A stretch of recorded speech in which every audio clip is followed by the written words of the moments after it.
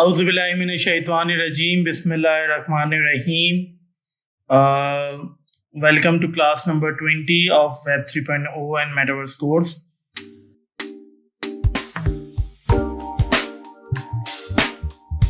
Okay class, तो last class में हम लोगों ने फायरबेस पे एक प्रोजेक्ट क्रिएट करा था।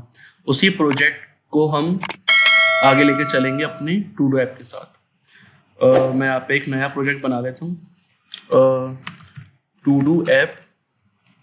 ठीक है, कंटिन्यू पे क्लिक करते हैं।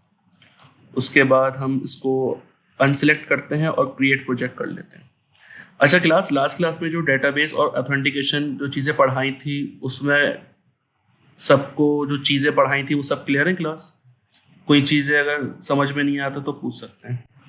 अच्छा क्लास, हमने यहाँ पे प्रोजेक्ट बना लिया है और हम चलते हैं यहाँ पर। अच्छा क्लास, फिर एक काम करते हैं, आज की क्लास में हम एक नया फोल्डर बनाते हैं और दोबारा से वही काम करते हैं। ठीक है, मैं यहाँ पे बना लेता हूँ एक फोल्डर जिसका नाम रखेंगे to do app real time database. ठीक है, यहाँ पे आके CMD ओपन कर लेते हैं, कोड स्पेस डॉट।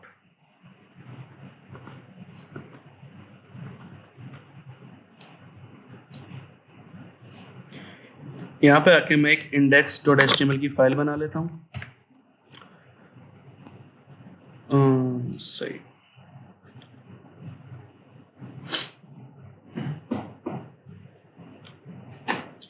यहाँ पे आके बॉयलर प्लेट जनरेट कर लेते हैं हम लोग और अपनी जावास्क्रिप्ट को कनेक्ट कर लेते हैं।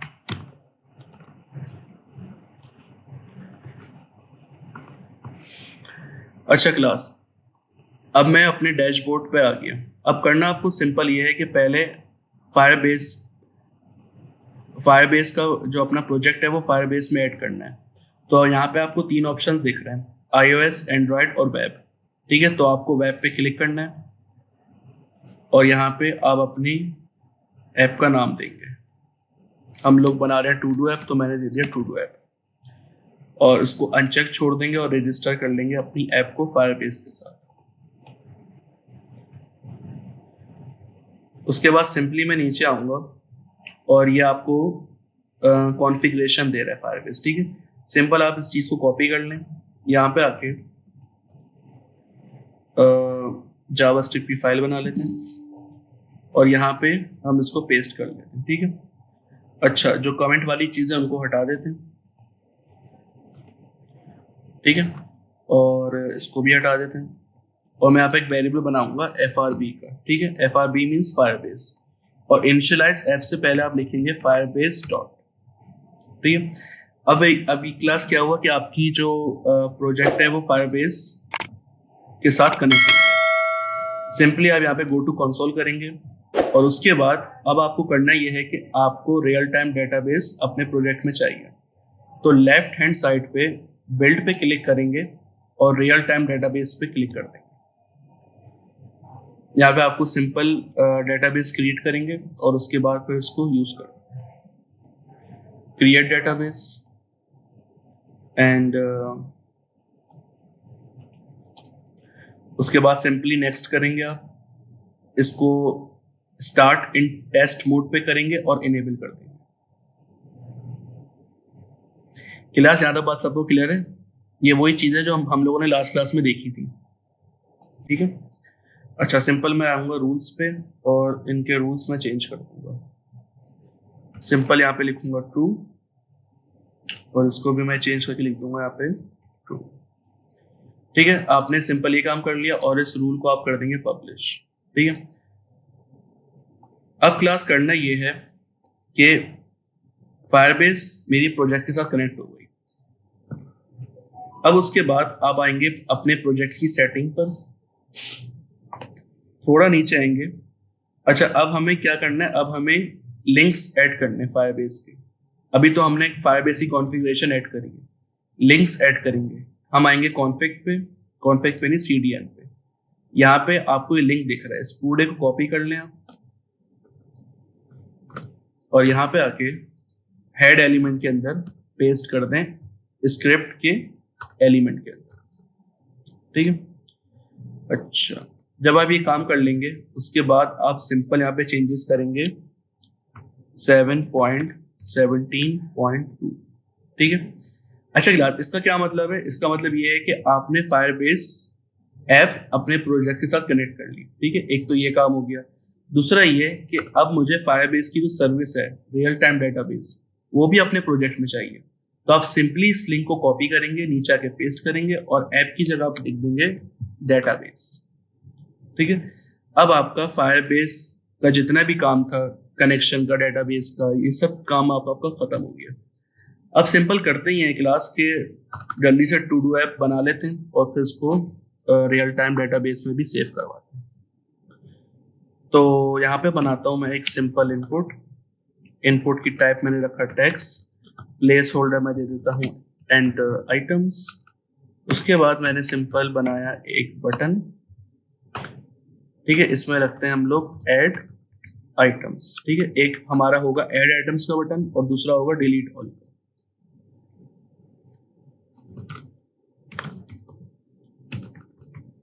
ठीक है, इस इनपुट को मैं आईडी दे देता हूं। मैंने कहा इनपुट फील्ड, और ऐड बटन के ऑन क्लिक इवेंट पे मैं एक फंक्शन पास करूंगा ऐड टू डू के नाम से, ठीक है। इस फंक्शन को कॉपी करते हैं, जावास्क्रिप्ट में आके मैंने बनाया एक फंक्शन ऐड टू डू के नाम से, और इसके अंदर आके सबसे पहले क्लास मुझे ये करना है कि अच्छा पहले यूआई देख लेते हैं इसकी कैसी है। इसको सेव करते हैं, कॉपी पाथ करके ब्राउजर पे चेक कर लेते हैं इसको। अच्छा क्लास, ये देखें सिंपल सा एक इनपुट है और दो बटन है, ऐड आइटम्स और डिलीट ऑल। अब करना मुझे ये है कि सबसे पहले अगर जो यूजर आए वो इस इनपुट पे कुछ भी लिखे और उसके बाद फिर इस बटन के ऊपर क्लिक करे तो मुझे उसकी वैल्यू पहले कंसोल पे चाहिए। उसके बाद फिर कंसोल से मैं फ्रंट एंड पे लेकर आऊंगा। तो अभी मेरा टास्क क्लास ये है कि यूजर इनपुट पे जो कुछ भी लिखेगा और उसके बाद ऐड आइटम्स के बटन पे क्लिक करेगा तो उसकी वैल्यू मुझे यहाँ पे चाहिए। तो सबसे पहले मुझे इस फंक्शन के अंदर इनपुट को गेट करना पड़ेगा। मैंने कहा var input equal to document dot get element by ID, और उसके अंदर मैंने आईडी दी थी क्लास कौन सी, जो हम लोगों ने दी थी इनपुट फील्ड। इसको कॉपी करेंगे और यहाँ पे आके कर देंगे इसको पेस्ट, ठीक है। अभी हम सिंपल चेक करते हैं कि हमारा इनपुट हमें मिल रहा है क्या या नहीं, ठीक है। मैंने कहा रिफ्रेश, मैंने लिखा फराज, ऐड बटन पे क्लिक करा। अच्छा अब क्या आ रहा है क्लास, मेरे पास मेरा पूरा इनपुट का एलिमेंट उठकर आ रहा है। हमारा ऑब्जेक्टिव ये था क्लास के यूजर इस इनपुट फील्ड में जो भी वैल्यू लिखेगा वो वैल्यू मुझे कंसोल पे चाहिए। तो सिंपल क्या करेंगे यहाँ पे इनपुट डॉट वैल्यू। तो ऐसा करने से हमारे पास होगा ये कि यूजर कुछ भी लिखेगा वो हमें वैल्यू कंसोल पे मिल जाएगी। मैंने कहा फराज, दूसरे में कहा हमजा, तीसरे में कहा हसीब। तो यूजर जो भी वैल्यू डाल रहा है वो मुझे कंसोल पे मिल जाएगी। क्लास यहाँ तक बात सबको क्लियर होती है, ठीक है। अच्छा अब क्लास मुझे करना ये है कि जो मेरे पास वैल्यूज आ रही हैं, ठीक है ना, अब मुझे उनको यहाँ फ्रंट एंड पे डाउन पे शो करवाना, ठीक है। तो उसके लिए क्या क्लास क्या करता हूँ मैं, यहाँ पे नीचे आके मैंने एक डिफ बनाया और उसके अंदर मैंने बना दिया यूएल अनऑर्डर लिस्ट, ठीक है। अब मुझे क्लास करना ये है कि मैं एलआई का एलिमेंट क्रिएट करूंगा जावास्क्रिप्ट के थ्रू और उसके अंदर वैल्यू पास करूंगा और वो पूरा एलआई का एलिमेंट मैं इस यूएल के अंदर पास करूंगा, ठीक है। तो मैंने क्या करा, यूएल को मैंने आईडी दे दी लिस्ट, इसको मैं सेव करता हूँ। यहाँ पे आने के बाद अब मेरे पास इनपुट में वैल्यू है, ठीक है। अब मैं नीचे आता हूँ, अब मुझे सबसे पहले एलआई का एलिमेंट क्रिएट करना है। मैंने कहा var LI element equal to document dot create element create करा मैंने एलआई का, ठीक है। अच्छा उसके बाद अब एलआई का एलिमेंट क्रिएट हो गया, मैं कंसोल करके चेक करवा देता हूँ आपको। एलआई एलिमेंट मैंने रिफ्रेश करा, मैंने कहा फराज, तो फराज तो प्रिंट हो रहा है इनपुट में जो वैल्यू आ रही है। अब उसके बाद क्या हो रहा है क्लास, मेरे पास एलआई का एलिमेंट क्रिएट हो गया, ठीक है। अब मुझे क्लास करना ये है कि जो मेरे पास इनपुट की वैल्यू आ रही है इस वैल्यू को मुझे एलआई एलिमेंट के अंदर डालना है। तो ये काम कैसे करूंगा, मैंने एलिमेंट बना लिया, अब मुझे एलआई के अंदर कुछ लिखना है तो वो मैं टेक्स्ट नोट के थ्रू करूंगा। तो मैंने क्लास सिंपली क्या करा, var li text equal to document dot create text node, और इसके अंदर अगर मैं लिखता हूं सिंपल एप्पल, तो होगा क्या कि बटन के क्लिक के ऊपर मेरे पास li जनरेट होगा और उसके अंदर स्टैटिक वैल्यू आ जाएगी जो कि मैंने यहाँ पे पास करी थी एप्पल।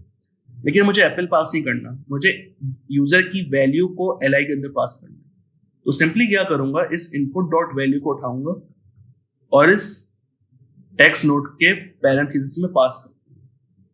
ठीक है, तो अब चेक करते हैं कि हमारे पास li एलिमेंट में क्या आ रहा है और li टेक्स्ट के अंदर हमारे पास क्या प्रिंट हो रहा है। ठीक है, इसको मैं करता हूं सेव, ब्राउजर को रिफ्रेश करेंगे, मैंने लिखा फराज, बटन पे क्लिक करा तो मेरे पास क्या आ रहा है, क्लास li का एलिमेंट आ रहा है और मेरे पास वैल्यू आ रही है।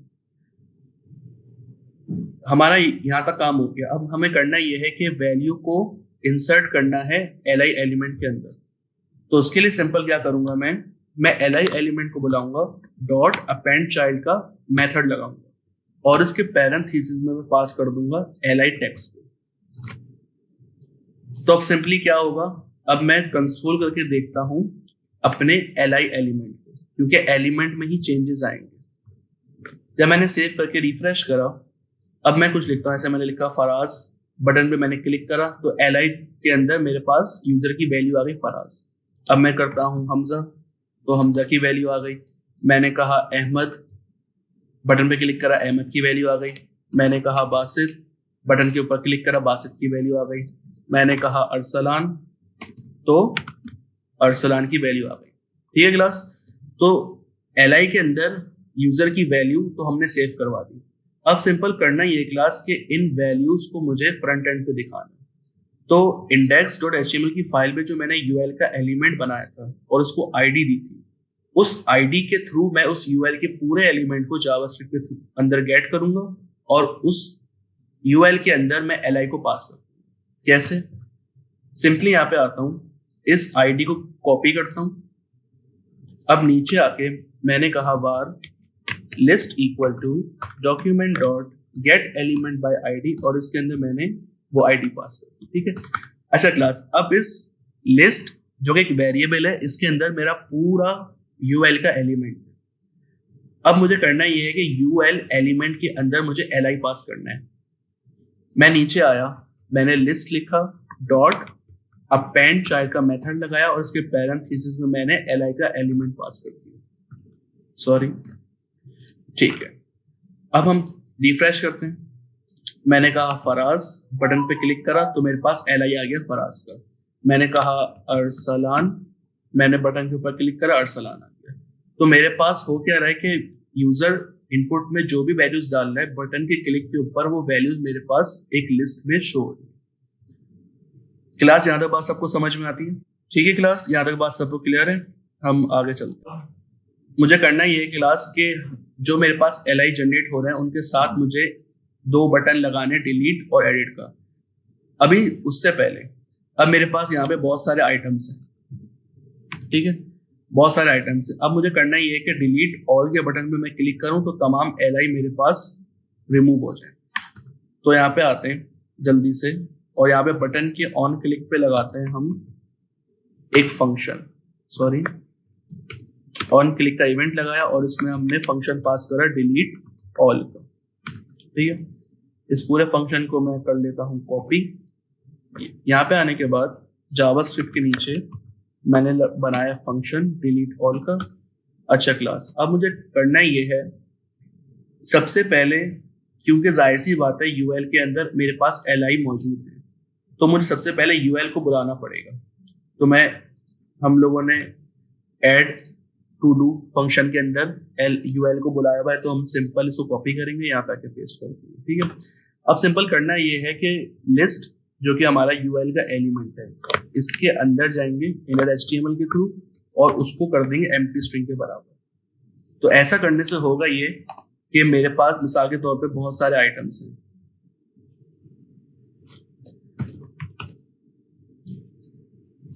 अहमद, हमजा, ठीक है। अब मैं जैसे ही बटन के ऊपर क्लिक करूंगा तमाम रिमूव हो गए मेरे पास। ठीक है, तो ये दो तो चीजें हो गई। अब मुझे करना ये है कि जैसे मैं हमजा पे क्लिक कर रहा हूँ, अब मिसाल के तौर पे हमने एडिट भी देख लिया, ऐड बटन कैसे हम जो आइटम है उसको कैसे ऐड कर रहे हैं, हमने डिलीट ऑल भी देख लिया। अब मिसाल के तौर पे कोई पर्टिकुलर आइटम मुझे अगर डिलीट करना है तो वो कैसे करूंगा, अभी आप लोग देख सकते हैं मैं इनपुट पे जो लिख रहा हूँ वो वैल्यू मेरे पास लिस्ट में नीचे जनरेट हो रही है। अब जैसे कि मिसाल के तौर पे मुझे हमजा डिलीट करना है तो हर एल जो जनरेट हो रहा है उसके साथ साथ मुझे दो बटन्स लगाने पड़ेंगे, एक होगा डिलीट का और दूसरा होगा एडिट का। जल्दी से इनको बना लेते हैं। मैं ऊपर आता हूँ एड टू डू के फंक्शन में, यहाँ पे मैं यहाँ पे आया, ये जो कमेंट वाली चीज़ों को हटा देते हैं।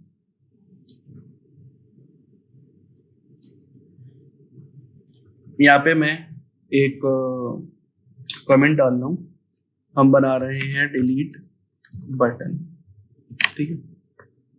अच्छा, क्लास सिंपल में क्या करता हूँ, मैं नीचे आया, मैंने बनाया var delete btn equal to document dot create element. कौन सा एलिमेंट बना रहे हैं क्लास हम लोग, बटन का, ठीक है। ये हमारा बटन का एलिमेंट बन गया। अच्छा, उसके बाद अब हमें उसका टेक्स्ट भी देना पड़ेगा, तो मैंने बनाया var delete btn text equal to document dot create text node, और इसके अंदर मैं पास कर दूंगा ये है डिलीट का हमारा बटन, सही है। अच्छा, अब मुझे करना ये है कि डिलीट बटन को अपेंड चाइल्ड करवाना उसके टेक्स्ट से, तो कर देते हैं delete btn dot append child, और उसके अंदर मैंने पास कर दिया डिलीट btn टेक्स्ट, ठीक है। अब मेरे पास बनाया बटन जावास्क्रिप्ट के थ्रू आ चुका है। अब मुझे इस बटन को li लिस्ट के अंदर पास करवाना है, तो सिंपल क्या करता हूं, इस चीज को मैं ऊपर ले जाता हूं, ठीक है। मैं नीचे आया, मैंने करा list dot append child, sorry list नहीं करेंगे, हम करेंगे li element dot append child, और इसके पैरेंथेसिस में पास कर देंगे डिलीट बटन, ठीक है। इसको सेव करके चेक करते हैं हम लोग। मैंने सेव करा, रिफ्रेश करा, जैसे ही मैं इनपुट पर कुछ लिखता हूँ, ऐड बटन पे क्लिक करा, तो आप देख सकते हैं कि li के साथ मेरे पास एक बटन आ गया डिलीट का, ठीक है। अब जल्दी से मैं एडिट का बटन बना लेता हूँ। नीचे आते हैं, मैं कमेंट डाल के लिख देता हूँ ये हमारा एडिट बटन। अच्छा, सेम मैं इसी चीज को कॉपी कर लेता हूँ और यहाँ पे आके पेस्ट कर लेते हैं, ठीक है। हमने बनाया एक एडिट btn, इसी चीज को हम कॉपी कर लेते हैं और यहाँ पे आके पेस्ट कर देते हैं। बटन बनाया और बटन हमारा होगा एडिट का, ठीक है। सिंपल मैं इसको अपेंड चाइल्ड करवा लेता हूँ, edit button dot append child, उसके पैरेंथेसिस में मैंने टेक्स्ट पास कर दिया, ठीक क्लास। अच्छा, अब मुझे करना ही है कि बटन को डालना है li एलिमेंट के अंदर, तो सिंपल मैंने इसको कॉपी करा, नीचे बुलाया और डिलीट बटन को हटा के मैंने कर दिया एडिट btn, ठीक है। इसको सेव करते हैं, मैंने रिफ्रेश करा, मैंने कहा फराज, बटन पे क्लिक करा तो मेरे पास दोनों बटन आ गए। क्लास इतनी बात सबको क्लियर होती है। अब क्लास करना मुझे ये है कि पर्टिकुलर li मेरे पास जनरेट हो रहा है, अगर मुझे उस पर्टिकुलर li को डिलीट करना है तो वो डिलीट हो जाए, ठीक है। तो सिंपल क्या करते हैं, हम आते हैं यहाँ पे क्लास हमारा डिलीट बटन बन गया। अब हम इसको एक एट्रीब्यूट पास कर देते हैं, delete btn dot set attribute, क्योंकि जाहिर सी बात है मुझे इस बटन के ऊपर क्लिक करना है और इस बटन के क्लिक के ऊपर जो उसके साथ वैल्यू है उसको रिमूव करना है, तो बटन पे हमें ऑन क्लिक का इवेंट लगाना पड़ेगा। अभी हमारे पास बटन HTML में नहीं है, लेकिन हम जावास्क्रिप्ट की मदद से उसको एट्रीब्यूट सेट करवा सकते हैं। तो मैंने डिलीट btn को बुलाया और उसके अंदर एट्रीब्यूट सेट करा, कौन सा, ऑन क्लिक का, और उसके बाद मैंने कहा डिलीट आइटम का, मैंने यहाँ पे फंक्शन कॉल कर दिया। सिंपल इस फंक्शन को कॉपी करूंगा, नीचे आके मैंने बनाया फंक्शन का कीवर्ड डिलीट आइटम, और इसके पैरेंथेसिस में मैंने ये चीज पास कर दी।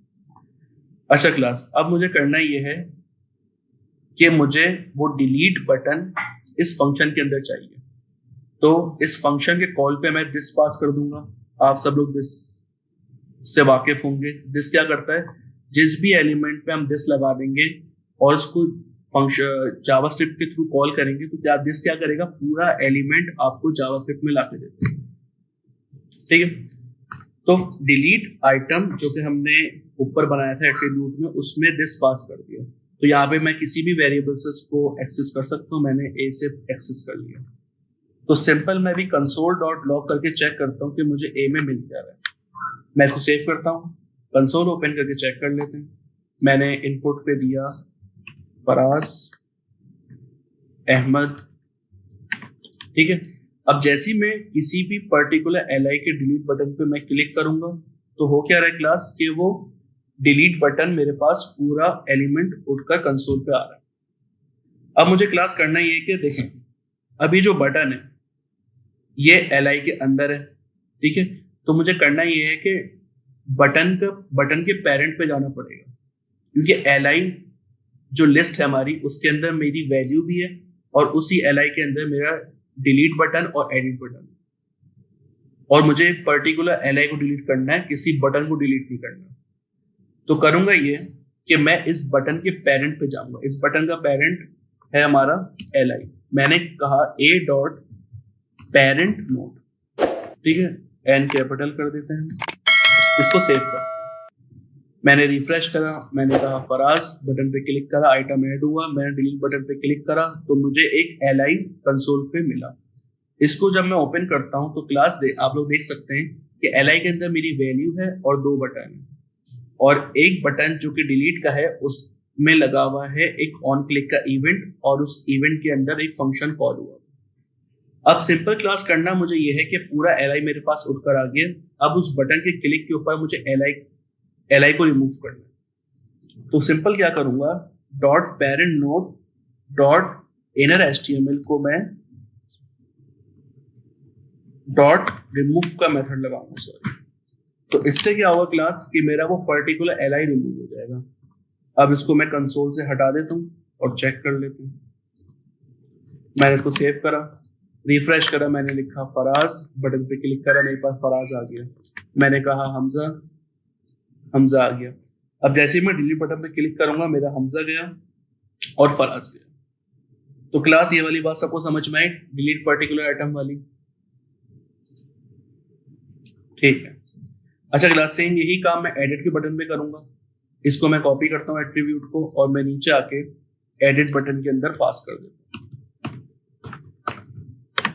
अच्छा, यहाँ पे एडिट बटन चेंज कर लेते हैं हम लोग, और इसको एट्रीब्यूट देंगे हम लोग ऑन क्लिक का, और यहाँ पे हम पास कर देते हैं एडिट आइटम, और इसके पैरेंथेसिस में मैं दिस पास करूंगा। जल्दी से इसको कॉपी कर लेते हैं फंक्शन को, और नीचे आके फंक्शन इसका बना लेते हैं।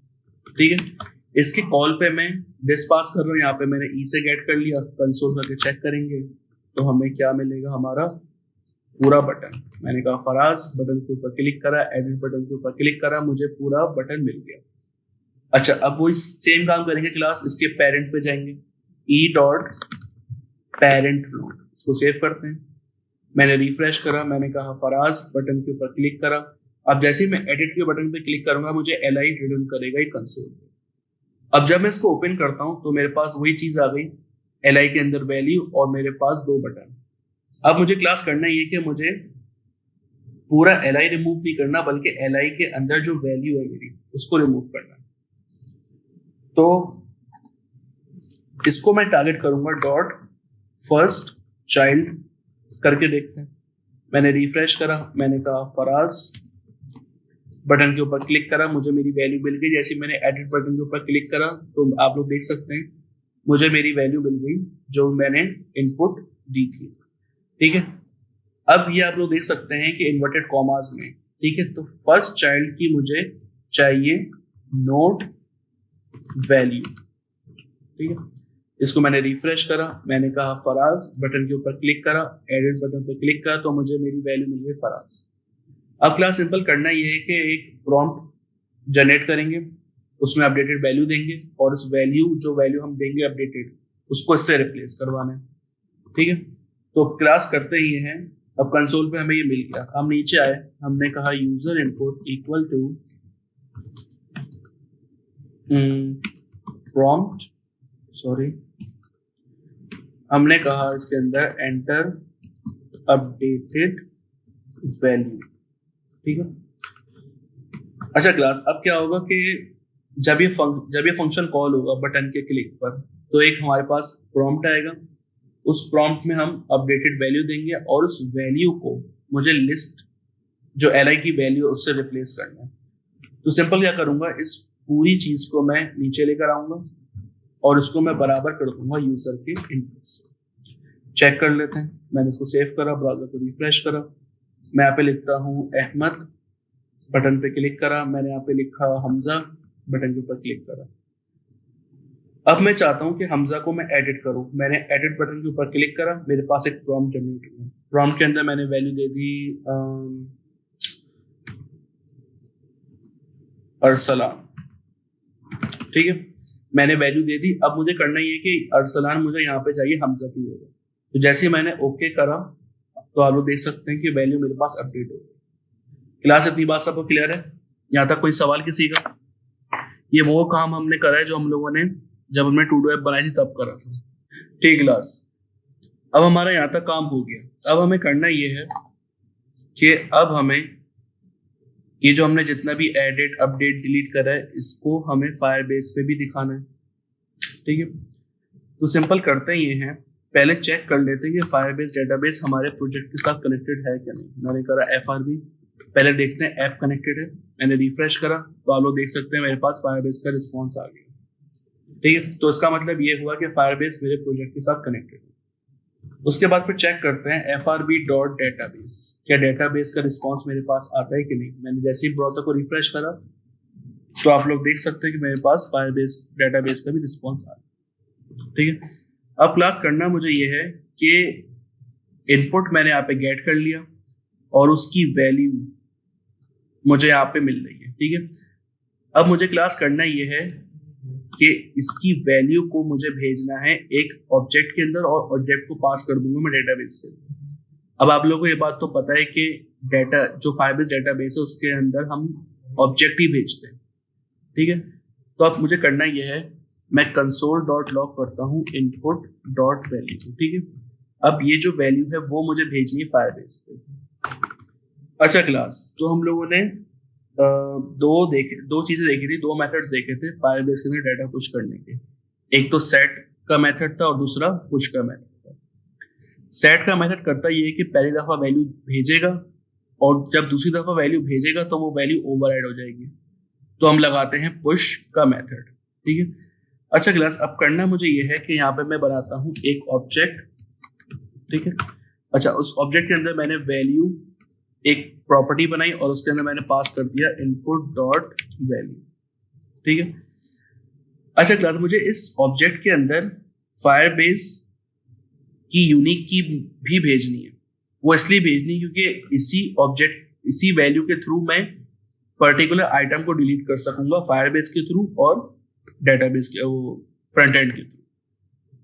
तो अगर मुझे फायरबेस, अब मिसाल के तौर पे मैं जब पुश का मेथड लगाता हूँ तो करता क्या है कि पर्टिकुलर आइटम जब हम फायरबेस के अंदर भेजते हैं तो वो एक यूनिक आईडी के साथ सेव होता है, ठीक है। तो मैं क्या करता हूँ, वो यूनिक आईडी में यहाँ पे गेट करता हूँ। मैंने बनाया यहाँ पे var की इक्वल टू, हम करते हैं फायरबेस डॉट डेटाबेस और हम एक रेफरेंस बनाएंगे टू डूज का, ठीक है। टू डूज के अंदर मेरे आइटम्स ऐड होंगे, डिलीट होंगे, अपडेट होंगे, ठीक है। इसके अंदर मैं लगाया डॉट पुश का मेथड और लगा दिया डॉट की, सही है क्लास। ये लाइन ऑफ स्टेटमेंट करेगी ये कि हर दफा मुझे कंसोल पे एक अलग फायरबेस की जनरेट करके देगी। मैं सिंपल करता ये हूँ कि कंसोल करके चेक करवा देते हैं, इसको मैं बाहर कंसोल करा के चेक करवा देता हूँ, ठीक है। इसको मैंने सेव करा। अब लाइन नंबर 15 पे देखिएगा आप लोग, हमारे पास एरर आ गया। अच्छा, एरर क्या आया है कि इनिशियलाइज ऐप नहीं होगी। क्लास वही पुराना एरर, हमारे पास जो कॉन्फ़िगरेशन है वो अपडेट हो गई है, तो हम दोबारा जाएंगे प्रोजेक्ट्स की सेटिंग पे, हम यहीं पे मौजूद है, ठीक है। इसको करते हैं रिफ्रेश।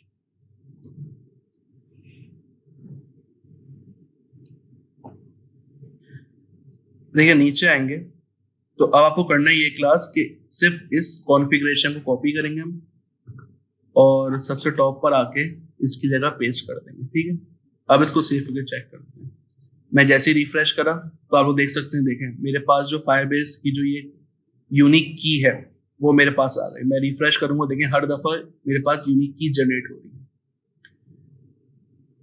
क्लास ये वाली बात सबको समझ में आई? तो क्लास मेरे पास इस की के अंदर वो जो यूनिक की है फायरबेस की, वो की मेरे पास इस कंसोल पे आ रही है। ठीक है, अब मुझे क्लास करना ये है कि सिर्फ इस की को कॉपी करना है और ऑब्जेक्ट के अंदर भेज देना है एक प्रॉपर्टी के साथ। मैंने की के अंदर भेज दिया की। ठीक है, अच्छा क्लास अब मुझे करना ये है, नीचे आके मैं ये सारा काम कमेंट कर देता हूँ अभी के लिए, क्योंकि अभी हम सिर्फ वैल्यू बेच के देख रहे हैं कि हमारे पास वैल्यू डेटाबेस में जा भी नहीं कि नहीं।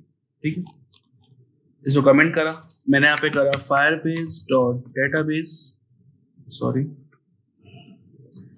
Firebase dot database dot reference हम पास करेंगे टू डूज का।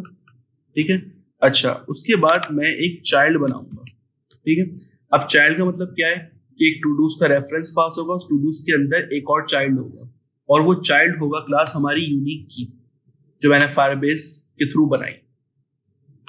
पहले बताता हूँ होगा कैसे। मैंने चाइल्ड बनाया, उसके अंदर की पास करी, उसके बाद फिर मैं सेट का मेथड लगाऊंगा और सेट के अंदर मैं ये ऑब्जेक्ट पास करूंगा। ठीक है, ये आप लोगों के लिए नई चीज है, मैं बताता हूँ पहले होता क्या है। इसको मैं सेव करता हूँ और पहले चेक कर लेते हैं कि हमारी वैल्यू डेटाबेस में जा भी रही है कि नहीं। सिंपली क्या करता हूँ, मैं जाता हूँ अपनी डेटाबेस के ऊपर,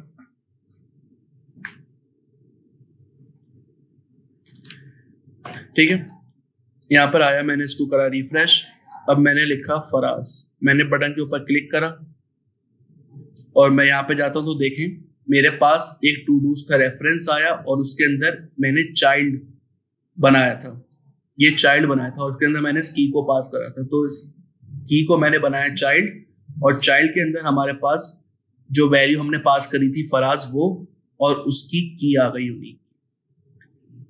तो क्लास इतनी बात सबको समझ में आती है। तो क्लास हो क्या रहा है, अब मैं मिसाल के तौर पे दूसरा आइटम ऐड करता हूं। मैंने कहा अहमद, बटन पे मैंने क्लिक करा, वापस आते हैं। अच्छा अभी कर ये रहा है कि वैल्यू को कर रहा है ओवरराइड।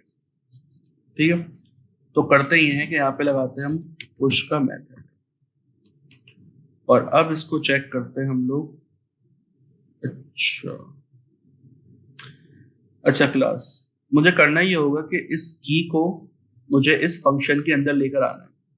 जाहिर सी बात है मैंने जो की जनरेट करी, अब जाहिर सी बात है जब कोई नया आइटम आएगा जो भी यूजर इनपुट में दे रहा है तो उसके हिसाब से मेरे पास फायरबेस के थ्रू एक यूनिक की जनरेट होगी। तो सिंपल क्या कर रहा हूँ, इस कंसोल को करूंगा कमेंट में, फायरबेस जो मैंने बाहर की बनाई थी वो मैं अंदर लेकर आया, सिंपल मैं यहाँ पे सेट ही बनाऊंगा। ठीक है, अब उसको दोबारा मैं रिफ्रेश करके चेक करवा देता हूँ।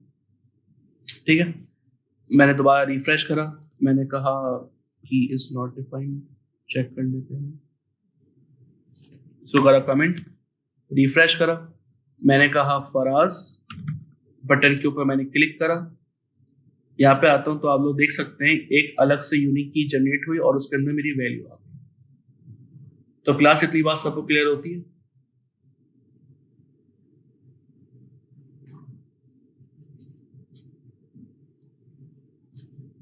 ठीक है, तो क्लास अब जो यूजर वैल्यू डाल रहा है वो वैल्यू मेरे पास फायरबेस में ऐड हो रही है। ठीक है, अब मुझे करना ये है कि जो भी वैल्यूज यूजर डाल रहा है उसको मुझे फ्रंट एंड में भी शो करवाना है और डेटाबेस में भी सेव हो। तो अब ये काम कैसे करें आइए देखते हैं। क्लास मैंने आप लोगों को दो मेथड्स पढ़ाए थे लास्ट क्लास में फायरबेस से अगर हमें डाटा गेट करना हो। एक था हमारा डॉट वंस का और दूसरा था हमें डॉट ऑन का। डॉट वंस और दूसरा था डॉट ऑन। दोनों में फर्क ये है कि डॉट वंस मेथड हमारा तब चलता है जब हम पेज रिफ्रेश करते हैं, तब हमें वो डेटा लाके देता है, जबकि ऑन का मेथड हमें रियल टाइम पे डेटा लाके देता है। जैसे ही कोई आइटम, कोई भी चीज डेटाबेस में ऐड होगी वो फौरन हमें कंसोल पे भी दिखा देगा। ठीक है, तो अब करना ये है, मैं इस फंक्शन के बाहर आ जाता हूँ और यहाँ पे आके मैं बनाता हूँ firebase dot database dot reference, जो कि हमारा होगा टू डूज, और यहाँ पे लगाया मैंने डॉट ऑन का मेथड। अच्छा, डॉट ऑन के मेथड में क्लास दो पैरामीटर्स होते हैं। एक पैरामीटर में आप स्ट्रिंग पास करेंगे चाइल्ड एडिट का, और दूसरे में पास करेंगे आप कॉल बैक फंक्शन। तो मैं यहाँ पे क्लास एक एरो फंक्शन बना के पास कर देता हूँ। ठीक है, इस एरो फंक्शन के पैरामीटर में मुझे मिलेगा डाटा। सिंपली मैं इसको कंसोल करके चेक करता हूँ कि डाटा में मुझे मिल क्या रहा है। अब जैसे ही मैं पेज रिफ्रेश करूंगा, अच्छा इज नॉट अ फंक्शन, तो डेटाबेस के पैरेंथेसिस भी लगाए मैंने। इसको सेव करके चेक कर लेते हैं। मैंने रिफ्रेश करा तो आप लोग देख सकते हैं कि मेरे पास यहाँ पे दो आइटम्स थे जो मेरे डेटाबेस में थे, वो मैंने गेट कर लिए, लेकिन ये एक रीडेबल फॉर्म किसी और फॉर्मेट में आ रहे हैं। हमें रीडेबल फॉर्मेट में चाहिए, तो हम लिखेंगे यहाँ पे डाटा डॉट वेल। इससे क्या होगा, अब मैं जैसे ही रिफ्रेश करूंगा तो मेरे पास रीडेबल फॉर्मेट में डाटा आ जाएंगे। अब मेरे पास यहाँ पे है क्लास दो ऑब्जेक्ट। जब मैं इस ऑब्जेक्ट को ओपन करता हूं तो मुझे मिल रही है की और मिल रही है वैल्यू। क्लास मुझे करना यह है कि जो डाटा मेरे पास डेटाबेस से उठकर आ रहा है वो डाटा मुझे फ्रंट एंड पे भी शो करवाना। तो सिंपल करूंगा ये। अब आप लोग को ये पता है कि डाटा डॉट वेल के अंदर वो वैल्यूज आ रही हैं जो मुझे चाहिए, तो सिंपल करूंगा ये, इस कंसोल को मैं हटाऊंगा और इस कॉलबैक फंक्शन के अंदर मैं पूरा अपना एलआई पास कर दूंगा। इस पूरे को मैं कॉपी कर लेता हूं, यहां से कट करते हैं और यहां पे आके मैंने इसको ऐड कर दिया। ठीक है, अब जाहिर सी बात है कि मेरे पास जब एलिमेंट क्रिएट होगा, ऐसी बात है जब मैं इनपुट में वैल्यू दूंगा और बटन के ऊपर क्लिक करूंगा तो आइटम तो मेरे डेटाबेस में ऐड हो रहा है, लेकिन वो आइटम जो ऐड कर रहा हूँ, जो वैल्यू मैं ऐड कर रहा हूँ, वो मुझे फ्रंट एंड पे भी दिखानी है। तो होगा ये कि ऑन का एक मेथड लगाया और उसमें कॉलबैक फंक्शन था, और उस कॉलबैक फंक्शन के अंदर मैंने पूरा अपना एलआई का एलिमेंट, डिलीट बटन्स और एडिट बटन सब कुछ मैंने उसके अंदर पास कर दिया। ठीक है, अच्छा अब उसके बाद एक एलआई जनरेट होगा। अच्छा, अब मुझे इस एलआई के अंदर वो वैल्यू चाहिए, और वो वैल्यू आ किस में रही है, class data dot well function के अंदर। ठीक है, तो अब करना ये है कि डाटा डॉट वेल जब मैं जाता हूं, इसको मैं ओपन करता हूं, तो डाटा डॉट वेल जब मैंने करा कंसोल तो मेरे पास ये दो डाटा आ गए और मुझे चाहिए वैल्यू यहाँ पर एलआई के अंदर। ये अहमद की वैल्यू मुझे एलआई के अंदर यहाँ पे दिखानी है। तो डाटा डॉट वेल का फंक्शन फिर डॉट लिखूंगा मैं वैल्यू, तो उससे मैं जो मेरी इनपुट की वैल्यू होगी उसको मैं टारगेट कर लूंगा और वो मैं यहाँ पे शो करवा दूंगा। तो सिंपल मैं कुछ नहीं करूंगा, इनपुट डॉट वेल को हटाऊंगा क्योंकि हमारे यहाँ पे डाटा हमने पास करा हुआ है। इस डाटा को मैं कॉपी करूंगा, यहाँ पे मैं पेस्ट कर दूंगा और मैं लिखा डॉट वेल और फंक्शन। अब इसके अंदर मुझे पूरा ऑब्जेक्ट मिल रहा है, मुझे बस वो वैल्यू चाहिए क्योंकि ऊपर मेरा एलआई का एलिमेंट क्रिएट हो रहा है। तो एलआई के एलिमेंट के अंदर मुझे वो डेटाबेस की वैल्यू चाहिए, तो मैं यहाँ पे कर दूंगा डॉट वैल्यू। सिंपल, इसको सेव करते हैं। मैं जैसे ही रिफ्रेश करूंगा तो आप लोग देख सकते हैं कि मेरे पास अपडेटेड डाटा आ रहा है। यहाँ पर भी अहमद और फिर फराज, यहाँ पे चलते डेटाबेस में पहले अहमद का डाटा फिर फराज का डाटा है। अब मिसाल के तौर पे मैंने इनको बंद करा, अब मैंने तीसरा डाटा ऐड करा, मैंने लिखा है इसमें अली। ठीक है, और मैं जैसे ही बटन के ऊपर क्लिक करूंगा मेरा यहाँ पे आइटम ऐड हो गया और डेटाबेस पे भी मेरा आइटम ऐड हो गया विद यूनिक की के साथ। तो क्लास इतनी बात सबको समझ में आती है। देखिए मैं दोबारा रिपीट कर देता हूं, कोई इश्यू नहीं है। इसको कर देता हूं मैं कमेंट। ठीक है, अच्छा क्लास ध्यान रखिएगा, ये जो मैं डाटा मंगवा रहा हूं डाटा फायरबेस के थ्रू, ये मैं फंक्शन के बाहर कर रहा हूं। ठीक है, मैंने फंक्शन के बाहर फायरबेस डॉट डेटाबेस का फंक्शन कॉल करा, उसका रेफरेंस कॉल करा और डॉट ऑन का मेथड लगा दिया। डॉट ऑन के मेथड क्या करता है, हमें रियल टाइम डाटा लाके देता है डेटाबेस में। अगर कोई आइटम ऐड हो जाएगा डेटाबेस में तो वो फौरन हमें लाके दे देगा विदाउट रिफ्रेश द पेज। तो ऑन के मेथड के अंदर मैंने एक चाइल्ड पैरामीटर पास करा जो कि एक स्ट्रिंग है, और दूसरे पैरामीटर में मैंने एक कॉलबैक फंक्शन पास करा जो कि हमारा एरो फंक्शन है, और उसके पैरामीटर में मैं डाटा पास कर दिया। जब मैं इसको कंसोल करता हूँ डाटा डॉट वेल का फंक्शन, तो ये कर ये रहा है कि जैसे ही मैं पेज को रिफ्रेश कर रहा हूं तो वो मुझे रियल टाइम डाटा लाके दे रहा है इस तरह। तो डाटा तो मेरे पास आ गया, अब मुझे करना ये है कि ये जो वैल्यूज है वो मुझे यहाँ पे भी दिखानी है। तो डाटा डॉट वेल का फंक्शन ऑब्जेक्ट क्रिएट कर रहा है, तो डाटा और मुझे इस वैल्यू को टारगेट करना है, क्योंकि वैल्यू की को टारगेट करूंगा तो वैल्यू खुद ब खुद मेरे पास फ्रंट एंड पे शो होगी। तो सिंपल मैंने करा ये डाटा डॉट वेल डॉट, अगर मैं वैल्यू करूंगा ना तो जितनी भी ऑब्जेक्ट की वैल्यूज होंगी वो सब लाके दे देगा। मैंने रिफ्रेश करा तो आप लोग देख सकते हैं 3 ऑब्जेक्ट थे, तीनों की वैल्यू को मैंने टारगेट करा और वो मैं वैल्यूज यहाँ पे ले आया। अब सिंपल ये वैल्यूज को मुझे यहाँ भेजना है एल आई के अंदर, तो मैंने सिंपल ये एल आई बनाया था यहाँ पर, ये एल आई बनाया, सो मैंने अनकमेंट कर दिया। ठीक है, सब कुछ वैसे ही होगा, लेकिन एल आई के अंदर जो वैल्यू होगी वो हमारी ये वाली वैल्यू होगी जो हमने यहाँ पे करी है ना, डाटा डॉट वेल का फंक्शन डॉट वैल्यू, वो हमने टेक्स्ट नोट में पास कर दी। सिंपल हमने ये काम करा है, और हो क्या रहा है कि रियल टाइम डाटा हमें यहाँ पे भी शो हो रहा है और हमारे डेटाबेस में भी वो यही आइटम है। अब मैं फॉर एग्जाम्पल दूसरा करता हूँ, मैंने एक नया आइटम ऐड करा बासित। अब जैसे बटन के ऊपर क्लिक करूंगा रियल टाइम यहाँ पे भी हमें दिखा रहा है। ये क्यों दिखा रहा है यहाँ पे, क्योंकि डेटाबेस में भी हमारा ऐड हो चुका है। पहले डेटाबेस में ऐड होगा, उसके बाद फिर फौरन ही यहाँ पे ऐड हो जाएगा। अगर मैं इसको रिफ्रेश भी करूंगा ना तो देखें ये रियल टाइम डाटा लाके दे रहा है, मतलब ये डाटा डेटाबेस में मौजूद है। अगर आप यहां से डिलीट कर देंगे तो यहां से भी डिलीट हो जाएगा, अगर आप यहां से डिलीट करेंगे तो यहां से भी डिलीट हो जाएगा। अगर मैं यहां से डिलीट करता हूँ बासित को, मैंने ये देखा आइकन देख रहे डिलीट का, मैंने बासित का जो डाटा है उसको डिलीट कर दिया यहां से डिलीट हो गया क्लास। मैं वापस आता हूं, मैंने रिफ्रेश करा तो आप लोग देख सकते हैं मेरे पास बासित का डाटा भी चले गया। ठीक है, अब मुझे करना यह है कि हमने ऐड देख लिया, डाटा मंगवा भी लिया, अब मैं डिलीट करता हूं फराज को। जैसे ही मैं इस बटन के ऊपर क्लिक करूं फराज यहां से भी डिलीट हो जाए और डेटाबेस से भी डिलीट हो जाए। तो क्लास ये काम हम करने के लिए जा रहे हैं, लेकिन उससे पहले बताएं यहां तक बात सबको क्लियर है, कोई सवाल यहां तक? अब क्लास हमारा 2 टास्क रह गए कि पर्टिकुलर आइटम को अगर मैं डिलीट करूं तो यहां से भी डिलीट हो जाए और हमारी डेटाबेस से भी डिलीट हो जाए। पर्टिकुलर आइटम को अगर मैं एडिट करूं तो यहां से भी एडिट हो जाए और यहां से भी एडिट हो जाए।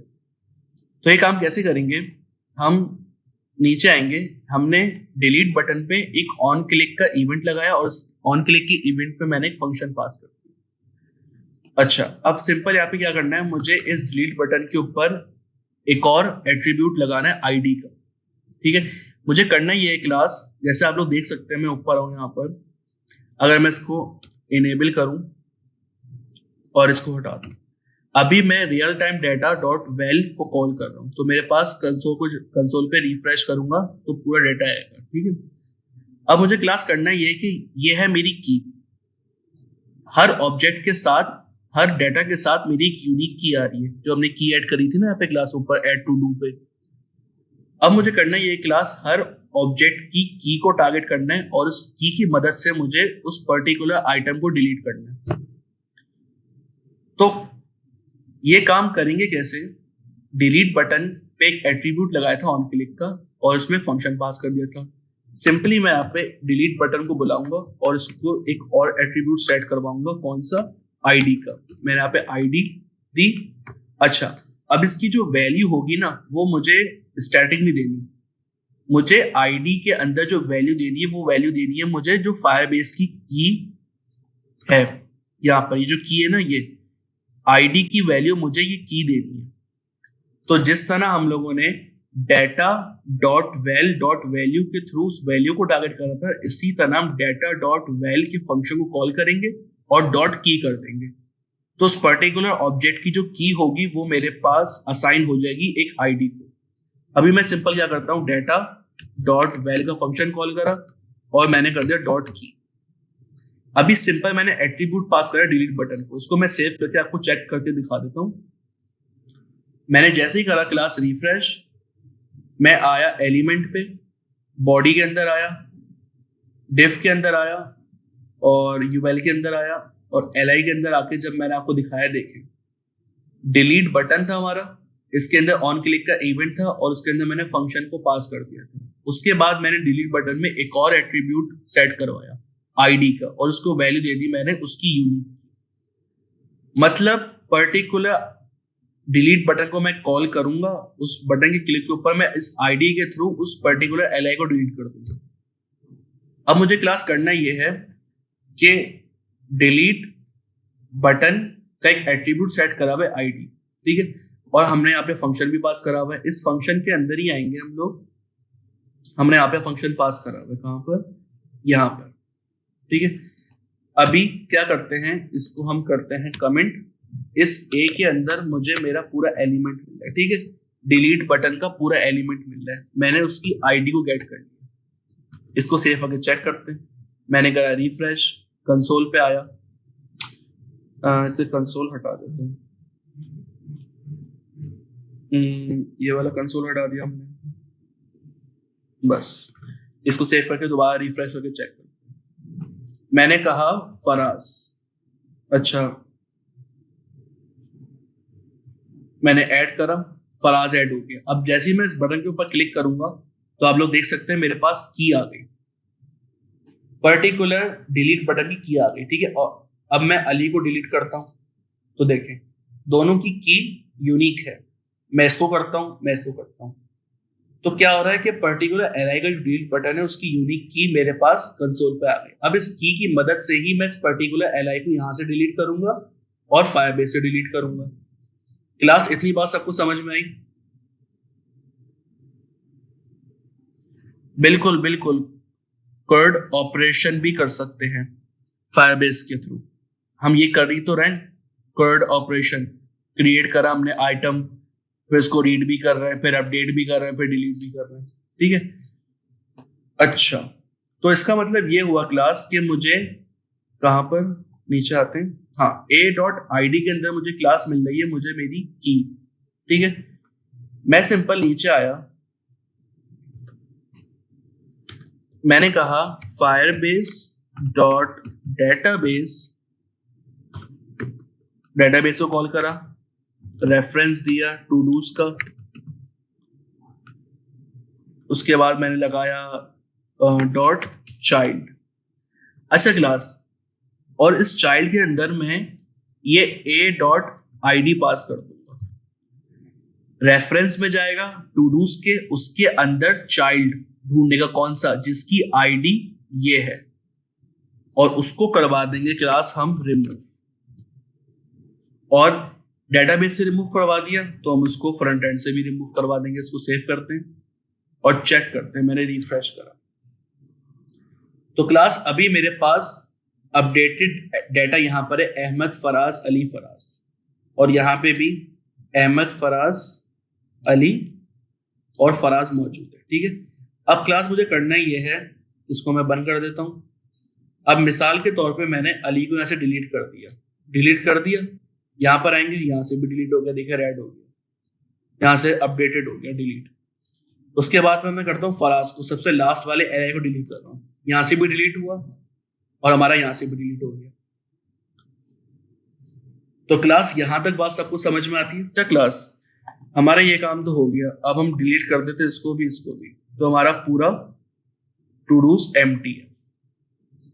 अच्छा क्लास, अब करना ये है कि मिसाल के तौर पे मैंने एक आइटम ऐड करा फराज का, हमजा का, अहमद का, ठीक है, 3 आइटम्स ऐड करें और यहाँ पे भी हमारे पास 3 आइटम्स ऐड हो गए, ठीक है। अच्छा, अब हमें करना क्या है, सिंपल एडिट करना है, ठीक है। एडिट करने के लिए भी सेम यही सिनेरियो हम अप्लाई करेंगे। हमने डिलीट बटन पर एक एट्रीब्यूट सेट करा था आईडी का और उसको वैल्यू दी थी उसकी की। सिंपल मैं नीचे ही आऊंगा यहाँ पर, और यहाँ पे मैं दोबारा बनाता हूँ एडिट बटन, और इसमें दोबारा एक एट्रीब्यूट सेट करता हूँ सेम, इसमें के अंदर मैं पास करूंगा आईडी, और यहाँ पे करूंगा डाटा डॉट वेल का फंक्शन, फिर डॉट की। ठीक है, अच्छा उसके बाद तो करता हूँ सेव। हम नीचे आते हैं। अच्छा अब मैं करूंगा यहाँ पे, अब वहां पे आईडी पास करना, तो यहाँ पे ई डॉट आई डी करूंगा तो मुझे आईडी मिल जाएगी। ठीक है, तो अब क्लास करना मुझे ये है कि अच्छा सबसे पहले करता ये हूँ कि इसको करता हूँ अनकमेंट, इसको हटाते हैं हम कंसोल से, और इसको कर देते हैं हम एक वेरिएबल में var val equal to this. उसके बाद हमारा प्रॉम्प्ट चलेगा, और उस प्रॉम्प्ट के बाद अब हमें क्लास करना ये है कि वैल वेरिएबल के अंदर हमारी वो ओल्ड वैल्यू है। ठीक है, और यूजर इनपुट जो कि हम यूजर इनपुट नई वैल्यू देगा। इन दोनों चीजों को मुझे एक ऑब्जेक्ट के अंदर पास करना है, और उस ऑब्जेक्ट को मुझे भेज देना डेटाबेस। तो ये काम कैसे करेंगे, मैंने कहा वार एडिट टू डू का मैंने एक ऑब्जेक्ट बनाया इक्वल टू, अच्छा अब इसके अंदर क्या करना है, क्लास मुझे दो वैल्यूज भेजनी है, क्योंकि वहां पर हमारा जो डाटा सेव है वो की वैल्यू में, तो वैल्यू अपडेटेड होगी, की हमारी वही रहेगी जो हमने उस पर्टिकुलर बटन उस पर्टिकुलर एलआई को दी है। ठीक है, तो हमें वैल्यू को अपडेट करना है, की हमारी एज इट इज सेम रहेगी। तो हम करते हैं, हमने यहाँ पे दो की पास करें, की और वैल्यू, तो मैं यहाँ पे देता हूं value equal to user input, क्योंकि यूजर इनपुट के अंदर वो अपडेटेड वैल्यू होगी, तो तभी मैंने वो चीज यहाँ पास कर दी। अच्छा तो मैं यहाँ पे कर देता हूँ इक्वल टू, हटाएंगे कॉलन। अच्छा और उसके बाद जो हमारी की होगी ना क्लास, वो की होगी हमारी ई dot I D, E dot I D कर दें या की बना लें, बात सेम है। अच्छा क्लास अब हो क्या रहा है कि की तो वही हमारे पास जो हमें यहाँ पे रिसीव हो रही है, हमने बस चेंज करी उसकी वैल्यू। अब हमें करना ये है कि इस ऑब्जेक्ट को मुझे भेजना है क्लास कहाँ पर, फायरबेस पे। तो मैंने करा यहाँ पे फायरबेस डॉट डेटाबेस, और उस फंक्शन कॉल करा, और उसके रेफरेंस जो कि हमारा टू डूज है उसका हमने चाइल्ड मेथड कॉल करा, और उस चाइल्ड मेथड के अंदर क्लास हम लोगों ने ई डॉट आई डी पास करी, क्योंकि जाहिर सी बात है उस आईडी को टारगेट करेगा, उसकी वैल्यू को अपडेट करेगा। और यहाँ पे आके सिंपल मैंने करवा दिया क्लास सेट, और सेट के अंदर मैं इस ऑब्जेक्ट को पास कर दूंगा, सॉरी इसको कॉपी करेंगे इस ऑब्जेक्ट को, और मैं यहाँ पे पास कर दूंगा। ठीक है, तो ये हमारा, इसको चेक कर लेते हैं कि हमारा ये वर्क कर भी रहा है कि नहीं। वैल्यू यूजर इनपुट की हमने आईडी यहाँ से भेज दी, और वैल्यू यहाँ से हमें रिसीव हो जाएगी। Database dot reference to dos dot child हमने आईडी पास कर दी, और इसको सेट करवा दिया हमने ऐड टू डू। ठीक है, चेक करते हैं इसको। अच्छा मैं इसको एक विंडो पे ओपन कर लेता हूँ।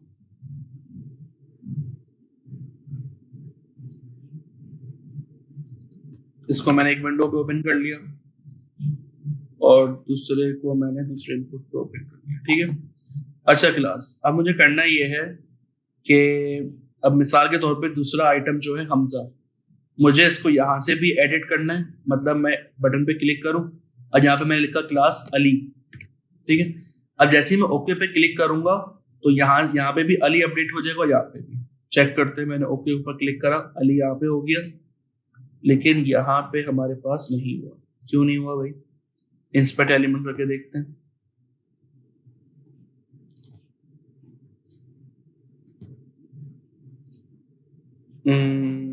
क्यों नहीं हुआ,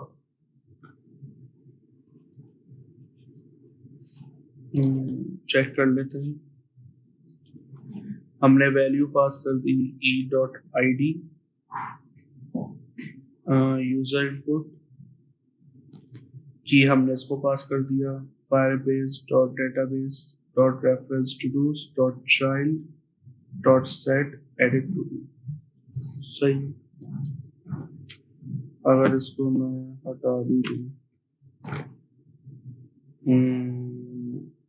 एक मिनट, आईडी हमने क्या पास करी है, data.val.id। ठीक है, इसको सेव करते हैं, दोबारा चेक करते हैं। मैंने रिफ्रेश करा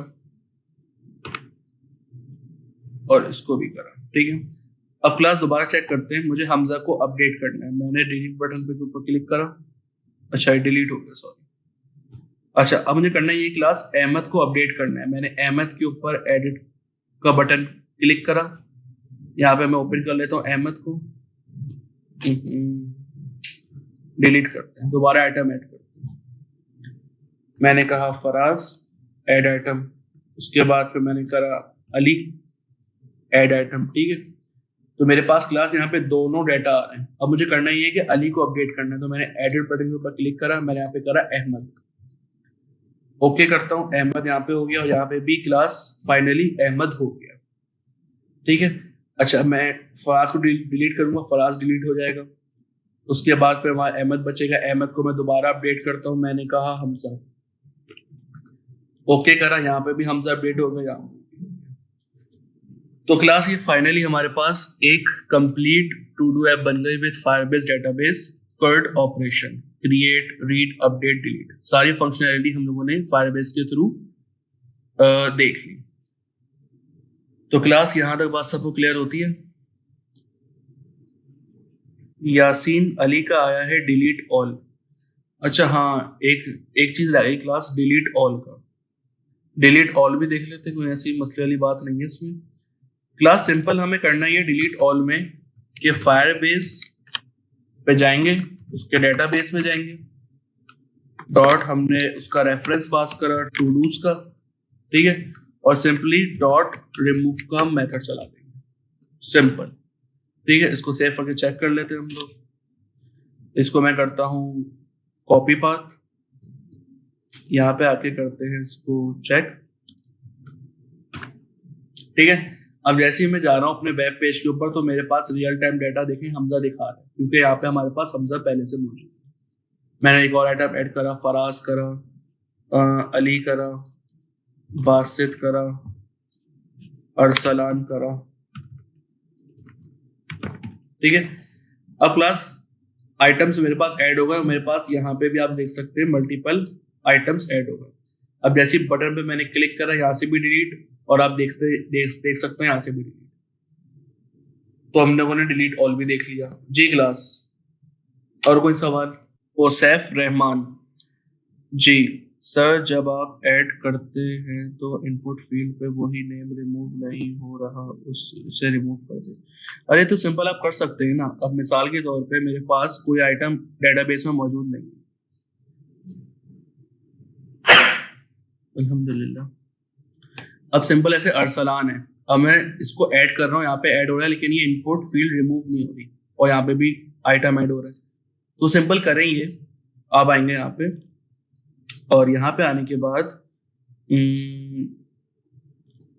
सिंपल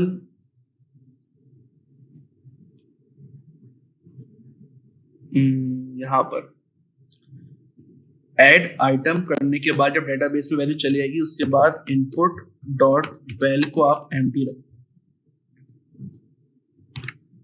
ठीक है, इसको सेव करेंगे और चेक करते हैं। मैंने रिफ्रेश करा तो मेरे पास अभी एक आइटम है अरसलान, और वो जो हमें यहाँ पे डेटाबेस में भी मिल रहा है। अब मिसाल के तौर पे मैं करता हूँ हमजा, ऐड बटन पे क्लिक करा, हमजा ऐड हो गया और वैल्यू यहाँ से रिमूव हो गई, और हमारे पास यहाँ पे डेटाबेस में भी ऐड हो गई। जी क्लास, और कोई सवाल? हाँ, बिल्कुल सही यासीन अली, आप बिल्कुल सही कह रहे हैं। इसमें देखा जाए तो और भी काम हो सकता है। मिसाल के तौर पे मैंने इस वेबसाइट, जो भी सिंपल सी वेबसाइट है, इसको होस्ट कर दिया, इसको मैंने होस्ट कर दिया, और जो भी मेरी वेबसाइट के ऊपर जाएगा उसको डाटा भी शो होगा। तो अब मुझे करना यह है कि ये टू डू ऐप तो कंप्लीट बन चुकी है, विद यूआई थोड़ी सी बनानी है, बाकी फंक्शनैलिटी का काम तो हमने सब कर लिया। अब थोड़ी इसकी यूआई बेहतर करनी है, और इसके ऊपर इससे पहले एक लॉगिन साइन अप का पेज बनाएंगे। इसमें अब आप ये काम कर सकते हैं कि एक लॉगिन साइन अप का पेज बनाएं, और सबसे पहले अगर यूजर आता है वो पहले साइन अप करेगा, ऑथेंटिकेट होगा, फिर अपनी डेटाबेस में जाएगा। अच्छा, जो यूजर ऑथेंटिकेट होगा उसको हम डेटाबेस अलग देंगे, मतलब हम डेटाबेस में पोर्शंस बना देंगे कि जो भी यूजर आ रहा है उसकी अलग डेटाबेस होगी, क्योंकि जाहिर सी बात है जब ऑथेंटिकेट होगा उसी ऑथेंटिकेट का रेफरेंस से हम उसकी डेटाबेस में भी उसका रेफरेंस पास कर देंगे। तो क्या होगा कि जो भी यूजर आएगा अपना अपना उसका डेटाबेस होगा। अब मिसाल के तौर पे मैंने टू डू ऐप तो बना ली, इस पे लॉगिन साइन अप भी मैंने बना लिया।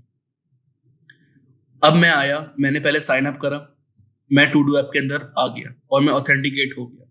अब मैंने कुछ आइटम्स मैंने ऐड करे, वो आइटम्स ऐड हुए, कुछ डिलीट करे और कुछ नहीं करे, और मैं वहां से हो गया लॉग आउट।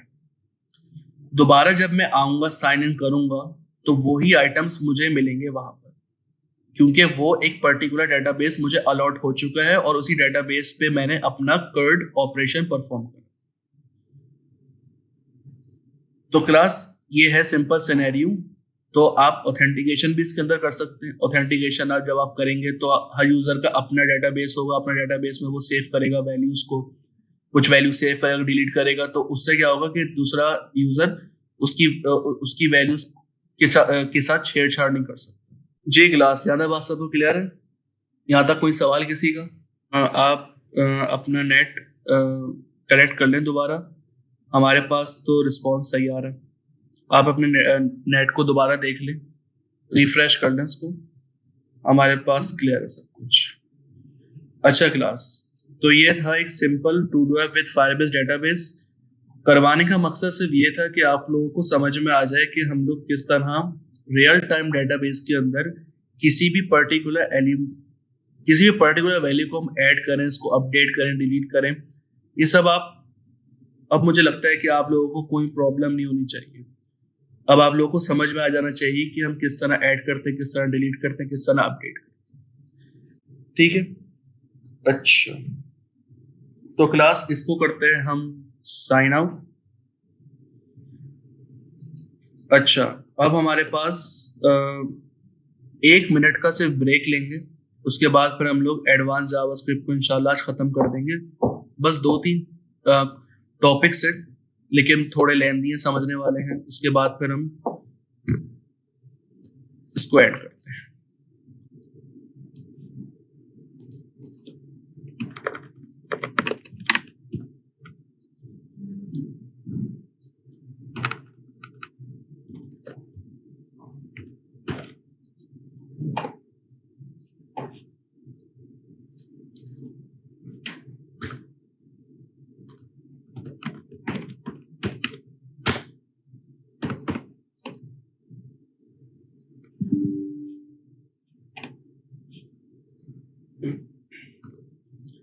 ओके क्लास, आगे चलते हैं। अच्छा क्लास, अब हमारे पास कुछ एडवांस जावास्क्रिप्ट में कुछ टॉपिक्स रह गए हैं। जैसे कि एक चीज रह गई हमारे पास, रेस्ट ऑपरेटर, और क्लासेस रह गए हमारे पास, कुछ प्रॉमिस रह गए जो हम लोगों ने लास्ट क्लास में देखे थे। कुछ हम लोगों ने एसिंक अवेट रह गया था, फैच का मेथड रह गया था। तो ये कुछ बेसिक सी चीजें हैं जिनको समझना बहुत जरूरी है, क्योंकि यही सब चीजें आपके पास यही सब नहीं, थोड़ी बहुत चीजें आपके पास रिएक्ट में यूज होंगी। ठीक है, तो चलते हैं। सबसे पहले क्लास हम लोग पढ़ते हैं रेस्ट ऑपरेटर। मुझे जहां तक याद आ रहा है कि हम लोगों ने स्प्रेड ऑपरेटर पढ़ लिया था, रेस्ट रह गया था, तो रेस्ट को भी देख लेते हैं। क्लास जिस तरह, अब मिसाल के तौर पे ऐसे स्प्रेड ऑपरेटर था हमारे पास, मेरे पास एक एरे है, जैसे कि var array equal to array है मेरे पास नंबर्स का, फिर मैंने एक और वेरिएबल बनाया array2 के नाम से, उसमें मैंने पास कर दिया एक और एरे। ठीक है, अब ऐसे मैं रिवाइज करवा देता हूँ थोड़ा सा।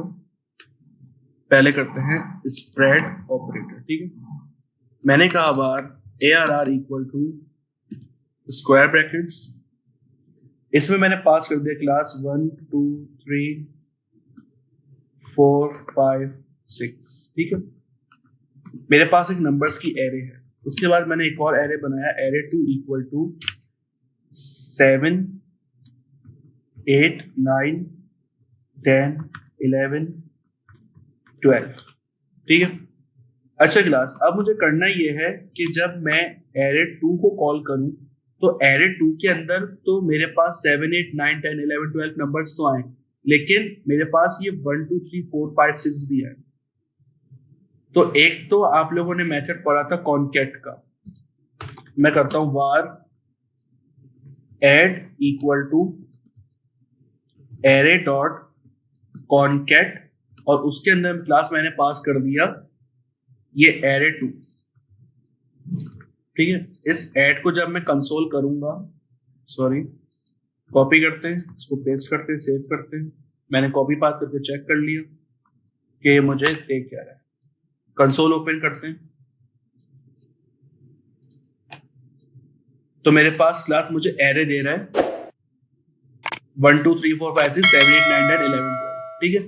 तो ये था ES5 का ओल्ड तरीका, 2 एरे को ऐड करना। ठीक है। अब हमारे पास ES6 में है स्प्रेड ऑपरेटर। ठीक है। मुझे करना क्लास ये है कि इस एरे 2 के अंदर मेरे पास एरे 1 के तमाम एलिमेंट्स आ जाए इस एरे 2 के अंदर, और ये भी सब रहे। तो यहाँ पे क्लास में लगाऊंगा 1, 2, 3 ट्रिपल डॉट और एरे जो कि हमारा ऊपर वेरिएबल है वो, और यहाँ पे कॉमा। क्लास ये जो 3 डॉट है ये कहलाते हैं हमारे पास स्प्रेड ऑपरेटर। स्प्रेड ऑपरेटर ये जो मैंने काम करा है, इसका मतलब ये है ट्रिपल डॉट और इस एरे का वेरिएबल मैंने यहाँ पे कॉल कर दिया। इसका मतलब ये है कि एरे के अंदर जितने भी एलिमेंट्स है उसको एरे 2 के अंदर लिया हो और बाकियों को भी इसके साथ ऐड कर दो। अब सिंपल मैं इस एरे 2 को कंसोल करूंगा, मैंने रिफ्रेश करा तो देखे मेरे पास 1, 2, 3, 4, 5, 6, 7, 8, 9, 10, 11, 12 दोनों एरो की वैल्यू मेरे पास कॉन्कैट होकर आ गई। तो क्लास सिंपल ये था हमारे पास स्प्रेड ऑपरेटर। इसी तरह हमारे पास होता है रेस्ट ऑपरेटर। रेस्ट ऑपरेटर क्या चीज है? अब मिसाल के तौर पे मैंने बनाया एक फंक्शन ABC के नाम से और मैंने यहाँ पे कंसोल करवा दिया। पहले फंक्शन को कॉल कर लेते हैं।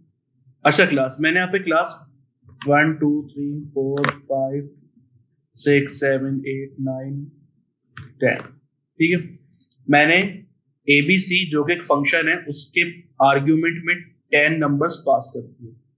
अच्छा, यहाँ पे मैंने गेट करे 2 वेरिएबल्स, मतलब मैंने यहाँ पे 2 वेरिएबल्स बनाए। इसका मतलब ये हुआ कि num1 के अंदर 1 सेव हो गया और num2 के अंदर 2 सेव हो गया।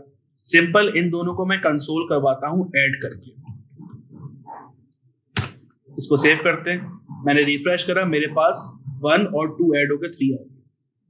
अच्छा क्लास, अब उसके बाद इन बाकी वैल्यूज का क्या हुआ? ये बाकी वैल्यूज चली गई गार्बेज में। जावास्क्रिप्ट का बैकएंड पे एक कॉन्सेप्ट है गार्बेज वैल्यू। ये वैल्यूज मेरे पास किसी काम की नहीं है, जावास्क्रिप्ट ने इसको गार्बेज वैल्यू में डाल दिया, गार्बेज में डाल दिया। लेकिन मुझे करना ये है कि ये वैल्यूज मुझे गार्बेज में नहीं भिजवानी, बल्कि मुझे इसको एक जगह सेव करनी है। इन फ्यूचर मुझे इस फंक्शन में जरूरत पड़ सकती है इन वैल्यूज की। मैं दोबारा बताता हूं। मैंने यहाँ पे फंक्शन के आर्ग्यूमेंट में 10 वैल्यूज भेजी और मैंने पैरामीटर में 2 वेरिएबल्स बनाए, num1, num2। इसका मतलब ये है कि num1 में पहला आर्ग्यूमेंट सेव हुआ और num2 के वेरिएबल में दूसरा आर्ग्यूमेंट सेव हुआ, और कंसोल पे मैंने दोनों एलिमेंट्स को मैंने ऐड करवा दिया, तो मेरे पास यहाँ पे 3 आ गया। तो अब ये जो बाकी की वैल्यूज है ना क्लास, ये वैल्यूज चली गई गार्बेज में। ये कॉन्सेप्ट है C++, C# में आई थिंक। तो उसमें क्या होता है, जो वैल्यूज होती हैं वो गार्बेज में चली जाती हैं, तो ये वैल्यूज वेस्ट हो गई। मुझे इन वैल्यूज को वेस्ट नहीं करना, बल्कि इनको इस फंक्शन के अंदर सेव करना, यूज नहीं करना। इनको, इन वैल्यूज को एक फंक्शन के अंदर सेव करके रखना है। इन फ्यूचर मुझे इन वैल्यूज की जरूरत पड़ सकती है। तो मैंने सिर्फ यहाँ पे 2 वैल्यूज गेट करी क्योंकि मुझे 2 ही की नीड थी। बाकी वैल्यूज को मैं तीसरे वेरिएबल में गेट करूंगा। जैसे गेट करूंगा, मैंने यहाँ पे लगाया कॉमा, ट्रिपल डॉट, और यहाँ पे मैंने दे दिया आर्ग्यूमेंट पास कर दिया। अब इसका मतलब ये हुआ क्लास कि यहां से लेकर यहां तक 2 वेरिएबल्स हैं, वो ये रिजर्व हो चुके हैं अलग अलग वेरिएबल्स में। बाकी जो ये वैल्यूज हैं ये चली गई हमारे पास आर्ग्यूमेंट्स में, ये मैंने लगाए रेस्ट पैरामीटर्स, ये है रेस्ट ऑपरेटर्स। मतलब ये दो वैल्यूज को आप यूज करो और बाकी जितनी भी वैल्यूज हैं वो मैं रेस्ट में डाल देता हूं। तो ऐसा करने से हुआ ये, वैल्यू पे कुछ फर्क नहीं पड़ेगा, लेकिन हमारी ये वैल्यूज गार्बेज में नहीं गई, ये वैल्यूज को हमने फंक्शन में एक जगह करके सेव करके रख दिया। अब जैसे ही मिसाल के तौर पे इसको मैं कंसोल करवाता हूँ आर्ग्स को, इसको मैं सेव करता हूँ, जैसे ही मैंने रिफ्रेश करा तो आप लोग देख सकते हैं जो मेरे पास बाकी की वैल्यूज थी वो उसने मुझे एक एरे में ला के दे दिया। जो बाकी की वैल्यूज थी 3 4 5 6 7 8 9 10, तो रेस्ट पैरामीटर्स ने करा ये कि बाकी की जितनी भी वैल्यूज थी जो कि वेस्ट थी उनको एक एरे में उसने सेव करके रख दिया और वो हमें कंसोल पे यहाँ पे मिलता है। तो सिंपल क्लास ये एक रेस्ट पैरामीटर कॉन्सेप्ट है जो कि आप लोगों को देना था। यहाँ तक बात क्लियर है क्लास? अच्छा क्लास, एक हमारे पास रेस्ट ऑपरेटर का कॉन्सेप्ट था जो आपको क्लियर हो चुका है। अब आते हैं क्लास हम लोग क्लासेस पर।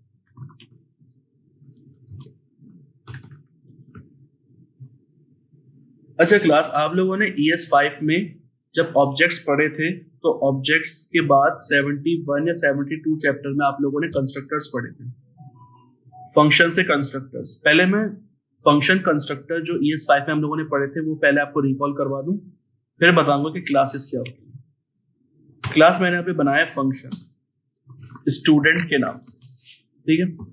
उसके बाद अच्छा क्लास, हम लोगों ने जो कंस्ट्रक्टर फंक्शंस बनाने सीखे थे वो क्यों उसकी जरूरत पेश आई थी। मिसाल के तौर पे मेरे पास 100 स्टूडेंट्स हैं, तो 100 स्टूडेंट्स का डाटा मैं अलग अलग ऑब्जेक्ट में सेव करवाने बैठेगा तो उस तरह तो हमारा कोड कॉम्प्लेक्स हो जाएगा। अगर मेरे पास एक यूजर का ऑब्जेक्ट है उसके अंदर उसका name, age, email address, password सब कुछ है, तो इसी तरह अगर मेरे पास 100 स्टूडेंट्स हुए तो उसका मतलब ये है कि 100 ऑब्जेक्ट बनेंगे मेरे पास, तो काम मेरे पास बहुत कॉम्प्लेक्स हो जाएगा।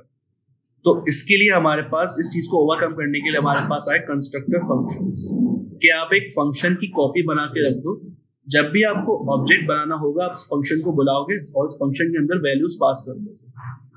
अब सिंपल करता क्या क्लास, मैंने यहाँ पे आया कॉन्स्ट, एक नया स्टूडेंट आया मेरे पास student1,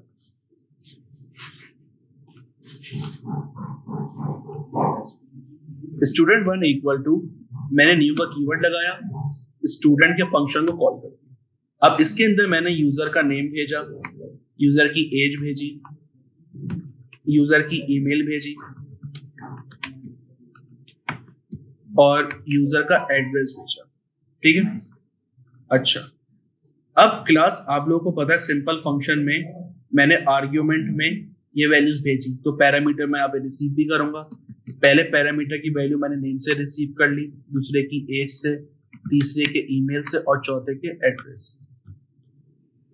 क्लास आर्ग्यूमेंट में मैंने वैल्यूज पास करी और उसको मैंने फंक्शन में गेट कर लिया। अब कंस्ट्रक्टर फंक्शन के अंदर आता हूं, मैंने यहाँ पे लगाया दिस का कीवर्ड, दिस डॉट एक प्रॉपर्टी बनाई और उस प्रॉपर्टी का नाम मैंने रखा माय नेम, और उस माय नेम प्रॉपर्टी के अंदर मैंने नेम पास कर दिया जो कि हम इस फंक्शन से पास कर दें। क्लास इतनी बात सबको क्लियर है? करा सिंपल ये कि यूजर जो वैल्यू आर्ग्यूमेंट से भेज रहा है हमने उसको पैरामीटर में रिसीव करा और उसके बाद हमने इस फंक्शन के अंदर दिस डॉट की दी माय नेम और उसके अंदर पास करवा दी वैल्यू जो कि हमें आर्ग्यूमेंट से मिल रही थी नेम। अच्छा क्लास, ये दिस पास क्यों करा मैंने? इसकी वजह यह है कि जब भी हम ऑब्जेक्ट के अंदर कुछ फंक्शन बनाते हैं तो वो फंक्शन का जो स्कोप होता है वो लोकल होता है, उस फंक्शन को पता नहीं होता कि ऑब्जेक्ट के अंदर नेम नाम की भी कोई की है। तो तभी हमने दिस लगाया। दिस क्या करता है, उस पर्टिकुलर ऑब्जेक्ट को टारगेट कर लेता है, उनकी तमाम कीज को टारगेट कर लेता है। तो उसके थ्रू मैंने माय नेम की न्यू की बनाई और उसकी वैल्यू पास कर दी। अब सेम यही सिनेरियो मैं यहाँ पे कॉपी पेस्ट करता रहूंगा। दूसरा रखा मैंने क्लास माय एज और यहाँ पे एज पास कर दिया। माय ईमेल, मैंने यहाँ पे ईमेल पास कर दिया। माय एड्रेस, इसमें मैंने क्लास एड्रेस पास कर दिया। क्लास इतनी बात सबको समझ में आई? अब इसको क्या करते हैं क्लास, इसको चेक करके देखते हैं कंसोल पे कि हमारा स्टूडेंट 1 का ऑब्जेक्ट क्रिएट हुआ कि नहीं। मैंने सेव करा, ब्राउजर पे आके रिफ्रेश करा तो आप लोग देख सकते हैं मेरे पास एक स्टूडेंट का ऑब्जेक्ट क्रिएट हो गया। अब मिसाल के तौर पे मेरे पास 10 स्टूडेंट आ गए, सबका मैंने वेरिएबल नेम चेंज करा,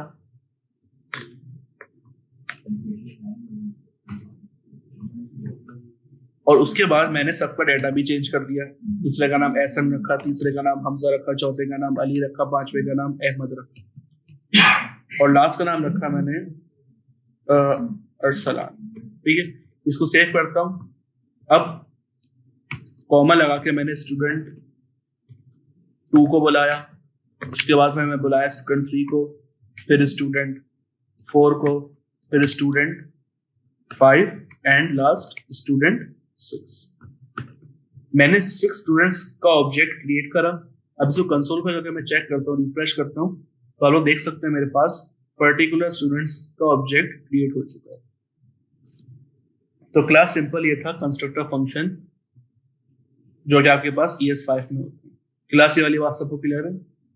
अब हमारे पास आ गए क्लासेस। क्लासेस का भी सेम कॉन्सेप्ट है, बिल्कुल इसी तरीके से जैसे कि हम लोगों ने एक ऑब्जेक्ट, एक कंस्ट्रक्टर फंक्शन बनाया और उसके अंदर एक ऑब्जेक्ट की कॉपी बना के रख दी, ताकि जब भी उस फंक्शन को कॉल करेंगे उसके अंदर से वैल्यू पास कर देंगे और वैल्यूज यहाँ पे रिसीव होंगी और वो एक हमारा ऑब्जेक्ट क्रिएट कर देगा। सिंपल क्लासेस का भी यही काम होता है। क्लासेस हम बनाते हैं सिंगल। अब जैसे कि मिसाल के तौर पे मुझे क्लास बनानी है स्टूडेंट की, तो मैंने स्टूडेंट लिखा और कर्ली ब्रैकेट्स बना दिए, तो क्लास सिंपल ये बन गई हमारी क्लास।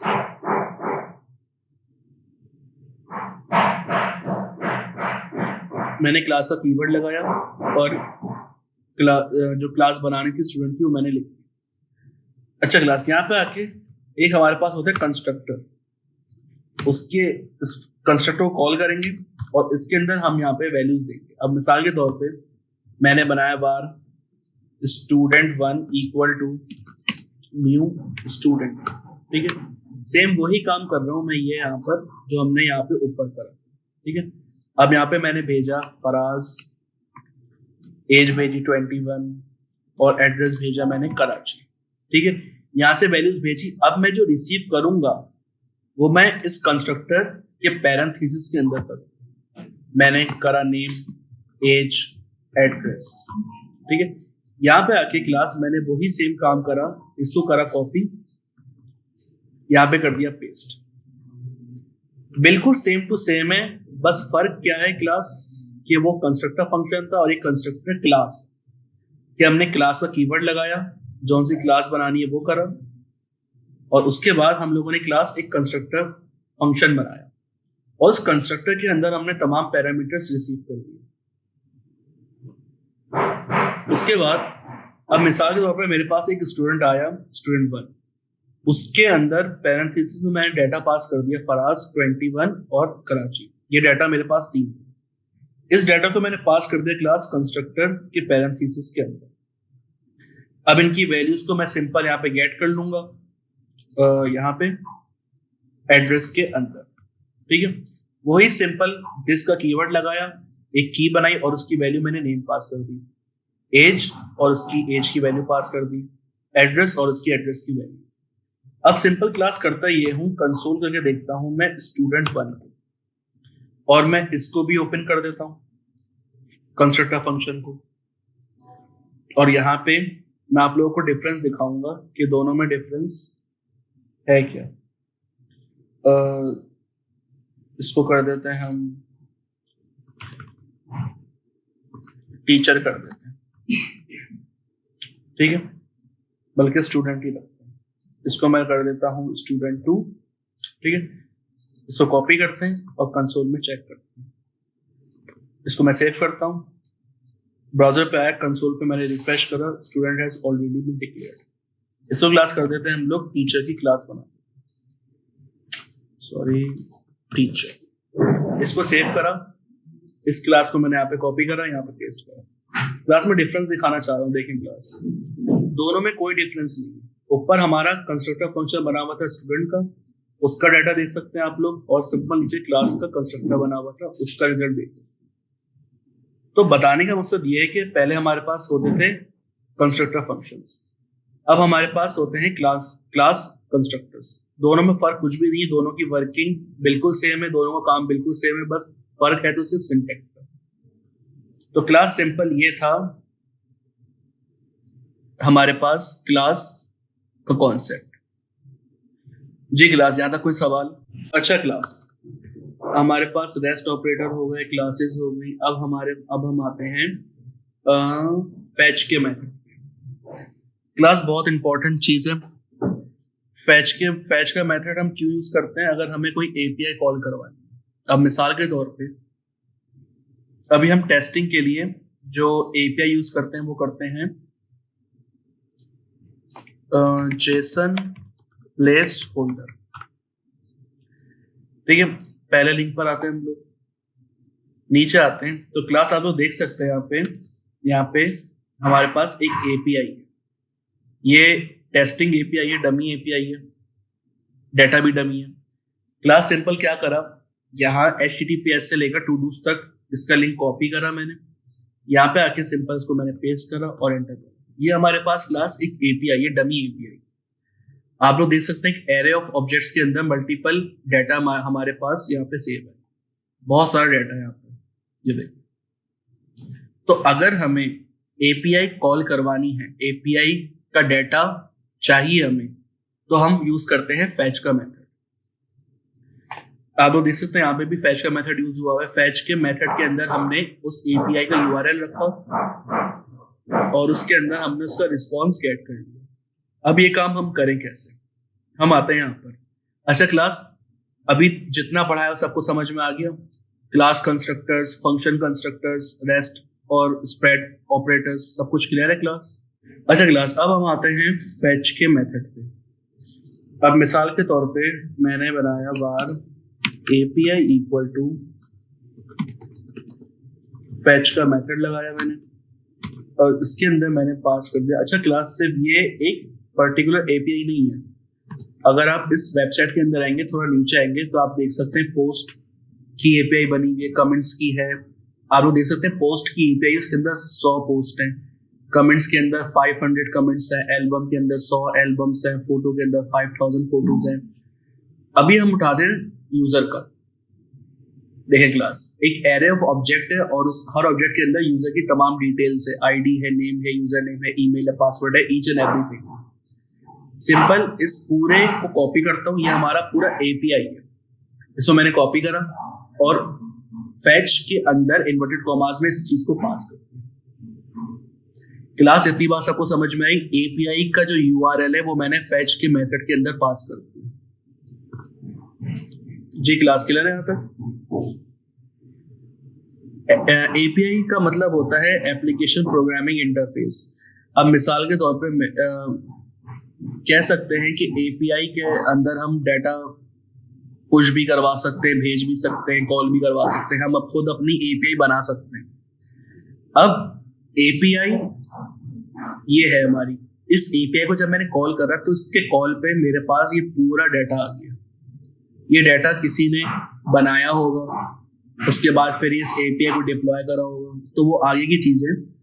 अच्छा क्लास, यहाँ तक मैंने काम कर लिया। अभी हमारा काम पूरा हुआ नहीं है। फैच के अंदर मैंने एपीआई कॉल करवाई और फैच का मेथड रिटर्न करता है प्रॉमिस। प्रॉमिस हम लोगों ने लास्ट क्लास में हम लोगों ने थोड़ा सा पढ़ लिया था। क्या होता है प्रॉमिस? के मिसाल के तौर पे आप अपनी डेली लाइफ में जो प्रॉमिस करते हैं कि अगर मेरे मार्क्स अच्छे आ गए तो यहाँ चलेंगे, ठीक है? तो सिंपल फैच का मेथड रिटर्न करता है प्रॉमिस और फैच के अंदर हमने एपीआई कॉल करवा ली। तो उसके बाद जैसे ही मैं कहूँ ना फैच का मेथड रिटर्न करता है प्रॉमिस, तो इसका मतलब ये है कि डॉट देन और डॉट कैच लगेगा, ठीक है? अच्छा, अब आप लोग यहाँ पे देख सकते हैं, मैं अगर आपको वेबसाइट के ऊपर लेके जाऊँ, फैच के मेथड के बाद मैंने कहा फैच का मेथड रिटर्न करता है प्रॉमिस, तो डॉट देन डॉट कैच लगेगा, लेकिन यहाँ पे 2 देन लगे हैं। अच्छा, अब ये 2 देन क्यों लगे हैं वो मैं बताता हूँ। पहले लगाता हूँ मैं डॉट देन, ठीक है? इसमें हमें मिलता है रिस्पॉन्स। इस रिस्पॉन्स को पहले चेक कर लेते हैं, कंसोल डॉट लॉग रिस्पॉन्स। नीचे आया, अच्छा एक काम करते हैं, इसको एक वेरिएबल में नहीं रखते, इसको डायरेक्ट चलाते हैं। मैंने सेव करा, ब्राउजर पे आया, मैंने रिफ्रेश करा, तो आप लोग देख सकते हैं मेरे पास API से डाटा आ गया। जब मैं इसको ओपन करता हूं तो ये मेरे पास फॉर्मेट में डाटा नहीं आ रहा क्लास। जिस तरह फायरबेस से मैं डाटा मंगवा रहा था, डाटा कंसोल, जब मैं console.log डाटा कर रहा था, जो मैं फंक्शन के पैरामीटर में डाटा पास कर रहा था ना क्लास, जब उसको मैं कंसोल कर रहा था तो वहां पे भी मुझे सेम यही रिस्पॉन्स आया था। थोड़ा अलग था लेकिन सेम यही चीज थी, रीडेबल फॉर्मेट में नहीं था हमारा डाटा। तो हमने रीडेबल फॉर्मेट में बनाने के लिए .val का फंक्शन करा था, लेकिन यहाँ पे हम .val का नहीं करेंगे। यहाँ पे हम करेंगे क्या, जो रिजल्ट हमारे पास आया है उसको जेसन फॉर्मेट में हम कन्वर्ट करेंगे। जेसन फॉर्मेट में हम कन्वर्ट करेंगे और उसके बाद हम एक और देन लगाएंगे, और इस देन के अंदर हमारा अपडेटेड डाटा हमें मिल जाएगा, जो कि हम पढ़ भी सकते हैं। क्लास पहले वाले देन में हो ये रहा है कि हमें रिजल्ट, हमें डाटा तो मिल रहा है, लेकिन वो डाटा रीडेबल फॉर्मेट में नहीं मिल रहा। हमने उस डाटा को जेसन में कन्वर्ट करा और उसके बाद एक और देन लगाया, और उसके अंदर मैंने कॉलबैक फंक्शन कॉल करा, और यहाँ पे डाटा मैंने पास कर दिया। अब इस console.log में जो डाटा मुझे मिला है ना, वो फॉर्मेटेड डाटा है। इसको मैं सेव करता हूँ। मैंने जैसे ही रिफ्रेश करा, आप लोग देख सकते हैं मेरे पास डाटा अभी तक नहीं आया। क्यों नहीं आया भाई, चेक कर लेते हैं। यहाँ पे चलते हैं, ठीक है।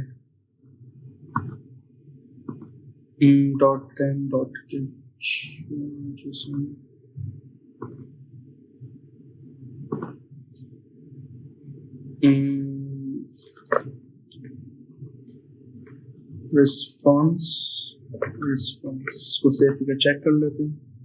मैंने रिफ्रेश करा, अभी भी हमारा पेंडिंग आ रहा है।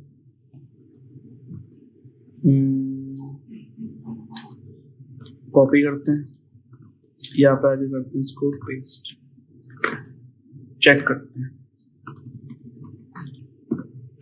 यूजर्स, मैंने रिफ्रेश करा तो क्लास आप लोग देख सकते हैं मेरे पास डाटा आ चुका है। तो पहले वाले देन में क्या हो रहा है क्लास के, पहले वाले देन में हमें रिस्पॉन्स तो मिल रहा है, लेकिन वो रीडेबल फॉर्मेट में नहीं है। तो हमने इसको सबसे पहले जो डाटा हमारे पास आ रहा था उसको जेसन फॉर्मेट में करा, और उसके बाद फिर हम लोगों ने एक और देन लगाया और उसके अंदर कॉलबैक फंक्शन पास करा, और उसके पैरामीटर में हमने कोई भी पैरामीटर रिसीव कर लिया। उसको कंसोल करके जब हमने चेक करा तो अब हमारे पास जो डाटा आ रहा है वो एक रीडेबल फॉर्मेट में आ रहा है। उसको जब मैं ओपन करूंगा तो आप लोग देख सकते हैं मेरे पास 9 ऑब्जेक्ट्स बने हुए, बल्कि 9 तो हमारे पास वो इंडेक्स है, टोटल हमारे पास 10 ऑब्जेक्ट्स आ गए। क्लास इतनी बात सबको समझ में आती, तो सिंपल ये है हमारा API का डाटा जो हम लोग कंसोल पे दिखा रहे हैं।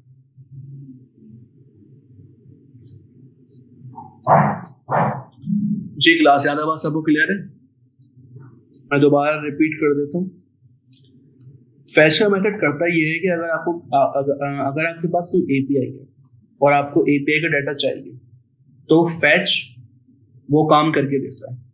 फैच का मेथड जब मैंने यहाँ पे लगाया और उसके पैरेंथेसिस के अंदर मैंने API का URL मैंने यहाँ पे पास कर दिया। उसके बाद .then के अंदर मुझे वो रिस्पॉन्स मिल रहा था, उसको मैंने सबसे पहले जेसन में कन्वर्ट करा। उसके बाद वो जो उस जेसन में कन्वर्ट करने के बाद जो डाटा मेरे पास आया उसको मैंने दोबारा .then में एक कॉलबैक के अंदर सेव करवाया, और उसको मैंने कंसोल करके देख लिया, तो मेरे पास वो डाटा यहाँ पे शो हो रहा है।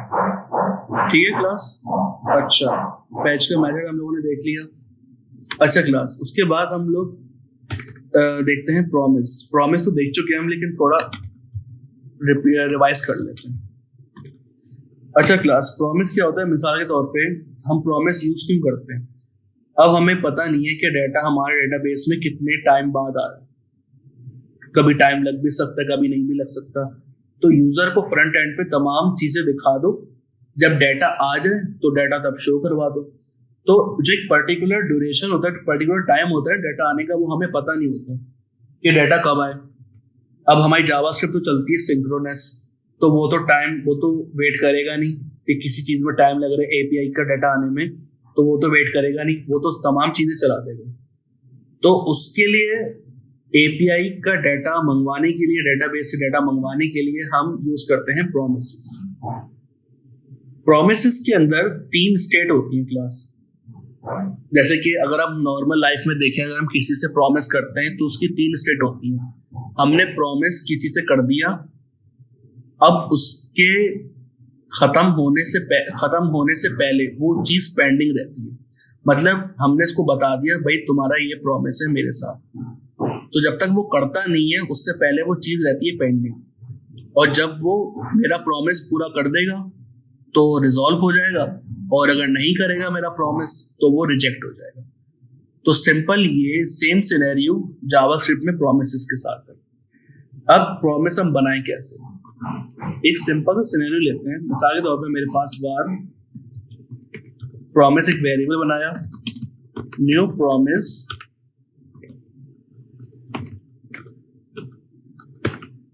ठीक है, न्यू प्रॉमिस मैंने बनाया और इसके अंदर मैंने कॉलबैक फंक्शन पास कर दिया।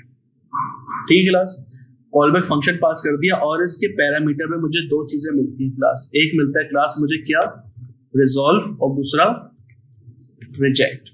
ठीक है, अच्छा अब जाहिर सी बात है अगर मेरा प्रॉमिस पूरा हो जाएगा तो रिजॉल्व चल जाएगा, और अगर नहीं होगा तो रिजेक्ट चल जाएगा। अब सिंपल एक सिनेरियो लेते हैं। मिसाल के तौर पे मैंने कहा var is अवेलेबल। भाई कोई भी चीज हो सकती है, अगर वो अवेलेबल है मैंने इसको कर दिया बाय डिफॉल्ट ट्रू। तो कंडीशन लगाई कि अगर इज अवेलेबल, सॉरी यहाँ पे मुझे करना है इज अवेलेबल, ठीक है, इज अवेलेबल अगर है तो रिजॉल्व कर दो कि डन, एक मैसेज पास करो। क्लास करा ये कि प्रॉमिस बनाया सिंपल मैंने, और उसके पैरामीटर में मैंने 2 पैरामीटर रिसीव करे कॉलबैक फंक्शन के अंदर, एक है रिजॉल्व और दूसरा है रिजेक्ट। उसके बाद क्लास मैंने करा ये कि वेरिएबल बनाया और उसको एक वैल्यू पास कर दी ट्रू। उसके बाद कंडीशन बनाई इफ इज अवेलेबल। जाहिर सी बात है इज अवेलेबल के अंदर ट्रू होगा तभी मेरी इफ स्टेटमेंट चलेगी। तो अगर इज अवेलेबल ट्रू है तो रिजॉल्व चला दो, वरना अगर इज अवेलेबल ट्रू नहीं है तो एल्स चला दो, मेरा क्या, रिजेक्ट। और इसके अंदर मैंने पास कर दिया नॉट डन। ठीक है क्लास, इतनी बात सबको समझ में आती है? जल्दी से बताएंगे। एपीआई से अनस इरफान का सवाल है, सर एपीआई से डाटा कैसे लें अपनी ऐप में? भाई हमने फैच का मेथड लगाया और उसके एपीआई की कॉल के ऊपर हमें हमारा डाटा मिल गया। अभी डाटा को आप यहाँ पे शो करवा दें, किसी भी कोई एलिमेंट बनाए और उसके अंदर, क्योंकि जाहिर सी बात है भी डाटा मुझे किस में मिल रहा है, इस जेसन में मिल रहा है, तो जेसन को, इस जेसन के ऊपर आपको फिर लूप चलाना पड़ेगा, फिर एक एक करके आप वैल्यूज गेट करते रहेंगे। तो इसमें अगर आप ये जो वैल्यूज हमारे पास आई हैं, आईडी, नेम, यूजर नेम, इसको अगर यहाँ पे गेट करेंगे आप तो हो तो जाएगा, लेकिन बहुत टफ हो जाता है वो हर चीज को हैंडल करना। तो ये जो चीज है ना, ये हम देखेंगे रिएक्ट में, जब हम एपीआई से डाटा मंगवाएंगे और उसको फ्रंट एंड पे शो करवाएंगे, तो वो बहुत आसान है और वो तरीका बहुत सिंपल सा है।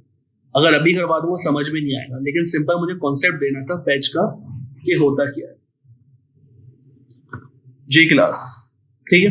अच्छा, उसके बाद मैंने सिंपल var प्रॉमिस वेरिएबल बनाया और उसके अंदर मैंने पूरा प्रॉमिस लिख दिया। अब मैं इसको कंसोल करता हूँ सिंपल प्रॉमिस को कि मुझे मिल क्या रहा है। मैंने कहा प्रॉमिस, सेव करते हैं, मैंने रिफ्रेश करा। अच्छा, मेरे पास स्टेटस क्या आया क्लास, प्रॉमिस मेरा फुलफिल हो गया, मतलब मेरा रिजॉल्व हो गया और मेरा मैसेज आ गया डन। लेकिन आप लोग देख सकते हैं ये रीडेबल फॉर्मेट में नहीं है। मतलब भाई हमें मिल तो रही है वैल्यू, रिजॉल्व भी बता रहा है, लेकिन इसको थोड़ा और सिंप्लीफाइड और रीडेबल फॉर्मेट में मुझे बनाना है। तो जाहिर सी बात है जब हम प्रॉमिस बनाते हैं तो उसकी वैल्यू को जो रिजॉल्व हुआ है उसको हम .then.catch में भी रिसीव करवाएंगे। मतलब जाहिर सी बात है अब ट्रू हो गया तो मतलब इफ मेरा चल गया तो रिजॉल्व हो गया मेरा प्रॉमिस, तो उसके बाद उसकी वैल्यू को मैं यहाँ पे रिसीव करूंगा। कैसे? डॉट देन डॉट कैच के अंदर मैंने यहाँ पे लगाया डॉट देन, यहाँ पे मैंने पास कर दिया रिस्पॉन्स, कंसोल डॉट लॉग करा सिर्फ रिस्पॉन्स क्लास। अब क्या करा कि प्रॉमिस अगर मेरा रिजॉल्व हो जाता है तो उसका जो मैसेज है वो मेरे पास डॉट देन में आ जाएगा, और अगर रिजेक्ट हो जाता है तो डॉट कैच में आ जाएगा। इसको मैं कर देता हूँ कॉल बैक फंक्शन के अंदर और कंसोल डॉट लॉग करते हैं एड। अब सिंपल चेक करते हैं, मैंने रिफ्रेश करा, मेरे पास वो मैसेज आ गया। देखें अब मेरे पास वो सिंपल वो जो रिस्पॉन्स आ रहा था फुलफिल वाला वो नहीं आता। अब जाहिर सी बात है रिजॉल्व के अंदर जो मैंने मैसेज लिखा मुझे बस वो चाहिए था ना, मुझे इतनी सारी चीजें थोड़ी चाहिए थी कि मेरा रिस्पॉन्स फुलफिल हो गया, फिर उसके अंदर वैल्यूज बहुत सारी आ रही थी। सिंपल मुझे वो मैसेज चाहिए था।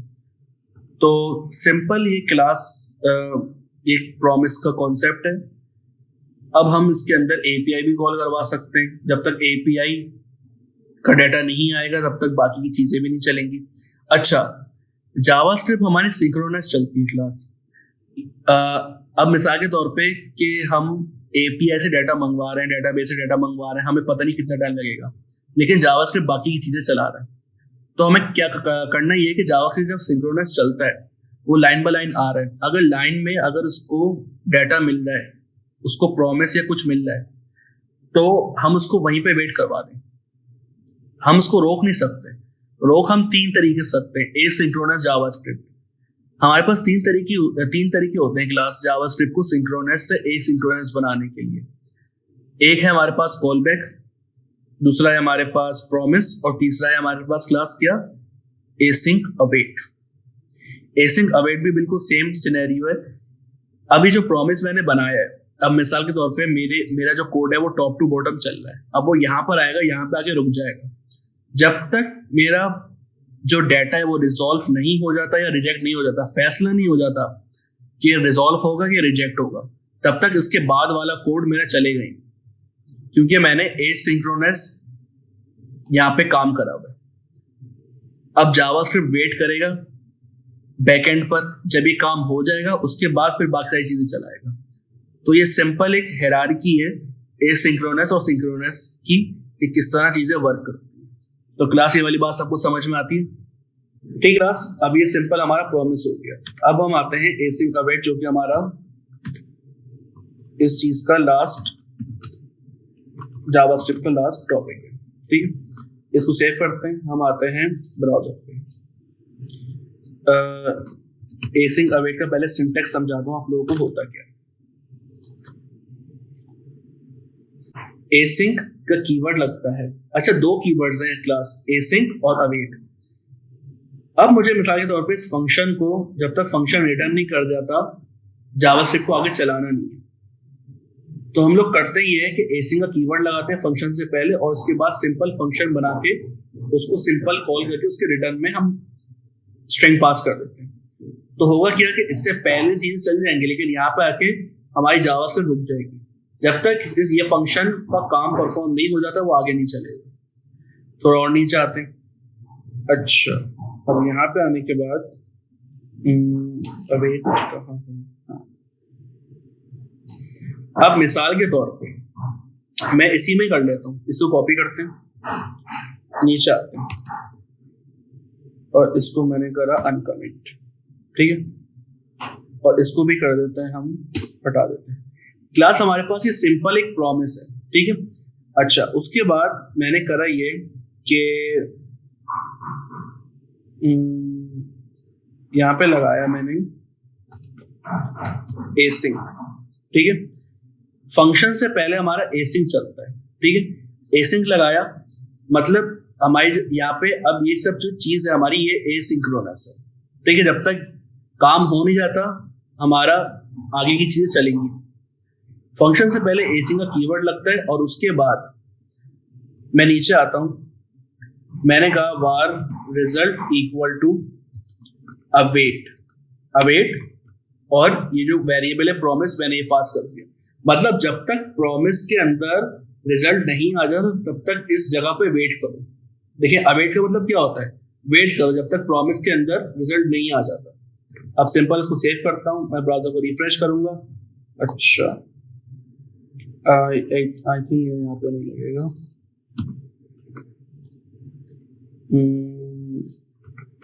एसिंक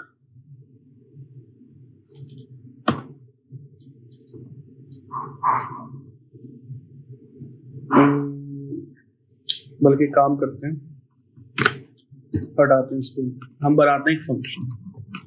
ठीक है, ABC फंक्शन बनाया, यहाँ पर आए नीचे मैंने करवाया रिटर्न हेलो वर्ल्ड। ठीक है, सिंपल इस फंक्शन को मैंने कॉल करा। अच्छा अब मैं सेव करता हूँ, मेरे पास वैल्यू नहीं आ रही क्योंकि इसको मैंने कंसोल पे नहीं करा। कॉपी करके कंसोल पे कर देते हैं,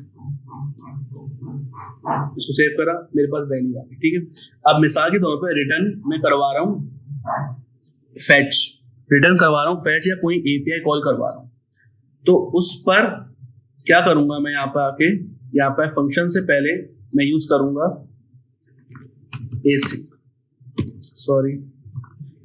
करूंगा। ऐसा करने से होगा ये, अब मेरा जो फंक्शन है वो एसिंक्रोनस बन जाएगा। देखिए एसिंक मैंने लगाया फंक्शन से पहले, तो उसने करा ये कि मेरे फंक्शन को बना दिया उसने एसिंक्रोनस। अब जाहिर सी बात है एसिंक अवेट जब मैं लगाता हूँ तो वो रिटर्न करता है प्रॉमिस।